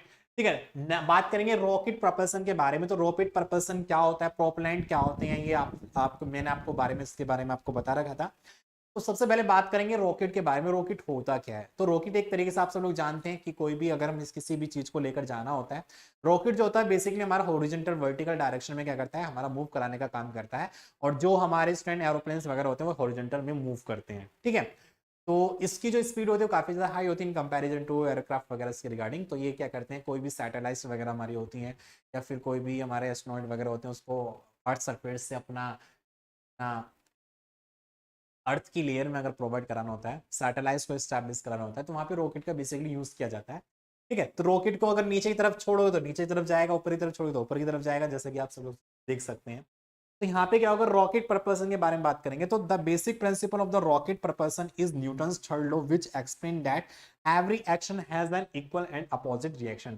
तो यहाँ पे आपको केवल यही याद रखना है कि every action has equal and opposite reaction. बस इसके सिद्धांत पर हमारा क्या करता है, हमारा जो रॉकेट होता है वो हमारा कार्य करता है, वर्क करता है। तो every action has the opposite and equal reaction. तो यहाँ पे क्या होता है, रॉकेट को हम स्टूडेंट अपना प्रोवाइड कराने के लिए यहाँ पे हमारा फ्यूल होता है, एक हमारा ऑक्सीडाइजर होता है। ठीक है, फ्यूल और ऑक्सीडाइजर होते हैं, दोनों का कॉम्बिनेशन के अकॉर्डिंग उसको पंप के रिगार्डिंग अपना कंबशन चैम्बर में लेकर जाया जाता है। कंबशन चैम्बर में इसको बंद करके वहां पे हमको एग्जॉस्ट गैसेस निकाले जाते हैं, उस एग्जॉस्ट गैसेस को हम यूज करते हैं फॉर थ्रस्ट प्रोड्यूस कराने के लिए। तो बेसिकली यहाँ पे रॉकेट में हमारा मेन फंडा क्या है, हमको थ्रस्ट प्रोड्यूस करें, ना कि हमको मैकेनिकल पावर हमको प्रोड्यूस करनी है। यहाँ पे हमारा कोई टरबाइन नहीं होता है, ऑलरेडी हमारा जो यहाँ पे अगर इलेक्ट्रिसिटी वगैरह चाहिए होती है थोड़ा बहुत, तो वो ऑलरेडी हम उसको बैटरीज के रिगार्डिंग लेकर जा सकते हैं, लेकिन यहाँ पे हमको कोई मैकेनिकल पावर नहीं चाहिए होती है, हमको केवल यहाँ पर थ्रस्ट पाया जाता है, जिसके अकॉर्डिंग हमारा रॉकेट जो होता है वो हमारी अर्थ की सरफेस को बाहर की तरफ क्रॉस कर सके, ठीक है, एक ताकत प्रोड्यूस कर सके। जितना ताकत वो नीचे की तरफ लगाएगा उतनी ही ताकत से क्या करेगा, ऊपर की तरफ जाने का वो कार्य करेगा, काम करेगा, ठीक है। तो बेसिकली यहाँ पे क्या होता है, हमारा रॉकेट में एक हमारा फ्यूल, जिसमें क्या हमारा जो फ्यूल होता है वो सॉलिड लिक्विड गैस में भी हमारा हो सकता है, और यहाँ पे हमारा ऑक्सीडाइजर होता है वो भी लिक्विड सॉलिड गैस, तीन वही फिजिकल प्रॉपर्टीज में हमारा पाया जाता है। दोनों को मिक्सिंग करते हैं पंप के रिगार्डिंग अपना कंबसन चैम्बर में। कंबसन चैम्बर में जाकर वहां पे इसको फ्यूल को हम बंद कराते हैं, बंद कराने से जो हॉट गैसेस यहाँ पे प्रोड्यूस होती हैं, उन हॉट गैसेस को अपना डिफ्यूजर के मतलब नोजल की सहायता से बाहर की तरफ एग्जिट कराया जाता है, जिसके अकॉर्डिंग यहाँ पे हमको क्या मिलेगा, एक तरीके से हमको यहाँ पर मिलता है क्या, दैट इज द हमको एक तरीके से प्रेशर एनर्जी, हमको थ्रस्ट यहाँ पे प्रोड्यूस देखने को मिल पाता है, ठीक है। तो बेसिकली यहाँ पे देखेंगे, बात करेंगे, तो जैसे कि हमारा वर्किंग का मैं बात करूंगा, working of the rocket engine के बारे में। तो working of the rocket engine जैसे कि आप सब लोग जानते हैं, ठीक है, इसमें क्या क्या हमारे कंपोनेंट्स हमारे लगे होते हैं, ठीक है। तो यहाँ पे क्या होता है, in liquid fuel rocket combustion occurs between in liquid hydrogen and liquid oxygen. The product is actually water along with the boat load of the energy, ठीक है। In solid fuel rocket, oxygen in the ammonia perchloride combines with aluminum. The product are aluminum chloride, aluminum oxide, water vapor and nitrogen gas along with large amount of the energy, ठीक है। तो यहाँ पे हमारे जो turbine sorry हमारे जो rockets होते हैं वो दो टाइप्स के हमारे होते हैं, एक हमारा सॉलिड फ्यूल रॉकेट होता है, हमारा लिक्विड फ्यूल हमारा रॉकेट होता है, जिसको सॉलिड प्रपल्सन बोला जाता है, एक को हम लिक्विड प्रपल्सन बोला जाता है। तो सॉलिड प्रपल्सन में क्या होता है, हमारा फ्यूल और ऑक्सीडाइजर अलग अलग होते हैं, मतलब एक तरीके से मिक्सअप होते हैं, ठीक है, और लेकिन लिक्विड में दोनों हमारे क्या क्या होते हैं, अलग अलग होते हैं। तो सॉलिड प्रपल्सन में क्या होता है, फ्यूल और oxidiser are combined as a solid, दोनों ही हमारे एक दूसरे के साथ कंबाइंड होते हैं, और लिक्विड में हमारा जो ऑक्सीडाइजर होता है और हमारा जो फ्यूल होता है वो अलग अलग होते हैं, बस दोनों में ही हमारा डिफरेंस होता है, ठीक है। तो बेसिकली इसकी वर्किंग के बारे में आपको बात करनी है, किस तरीके से हमारा वर्क करता है, इसका बेसिक प्रिंसिपल आपको क्या है, फ्यूल क्या होता है, ऑक्सीडाइजर क्या होता है, पंप क्या होता है, कंबशन चैम्बर। इसको तो देखो यहाँ पे मैं रिप्रेजेंट नहीं कर पा रहा हूँ, मैंने आपको केवल बताया है, इसको रिप्रेजेंट करने का फंक्शन क्या होगा, रॉकेट प्रपल्सन को आपको यहाँ पे डिफाइन करना है, इसका प्रिंसिपल क्या क्या होता है, इसके पार्ट्स के बारे में आपको लिखना है, इसका डिजाइन करना है, इसके पार्ट्स की वर्किंग के बारे में आपको लिखना है, ठीक है। तो ये आपको एक थ्योरी का पार्ट है जिसके बारे में आपको इसको डिस्कस करना है, ठीक है। तो यहाँ पे स्टूडेंट बेसिकली मैंने यूनिट नंबर 5 में आपको जो जेट इंजन थे या फिर कह सकते हैं गैस टरबाइन थी, जेट प्रपल्सन था, और आपका यहाँ पे रॉकेट था। रॉकेट और जेट प्रपल्सन काफी ज्यादा इंपॉर्टेंट टॉपिक्स हैं आपके एग्जाम और पॉइंट ऑफ व्यू के रिगार्डिंग, उसको आपको डिस्कस कर सकते हैं, काफी बार एग्जाम में पूछे भी गए हैं कि working of the rocket jet या working of the propeller jet engine, ठीक है। तो इनकी वर्किंग के बारे में आपको एग्जाम में पूछ लिया जाता है, ठीक है। तो बेसिकली ये सब टॉपिक आपके यहाँ पे कवर हो चुके हैं। तो यहाँ पे आपका अप्लाइड थर्मोडायनेमिक्स के जो भी हमारे वन शॉट क्लासेस थी यूनिट नंबर 1 से लेके यूनिट नंबर 5 तक वो हमने कंप्लीट कर दी हैं। तो आई होप आप अपने एग्जाम की तैयारी बहुत अच्छे तरीके से यहाँ पर कर सकते हैं, ठीक है स्टूडेंट। तो स्टूडेंट मिलते हैं नेक्स्ट क्लास में नए सब्जेक्ट के साथ। Okay, thank you, all the best.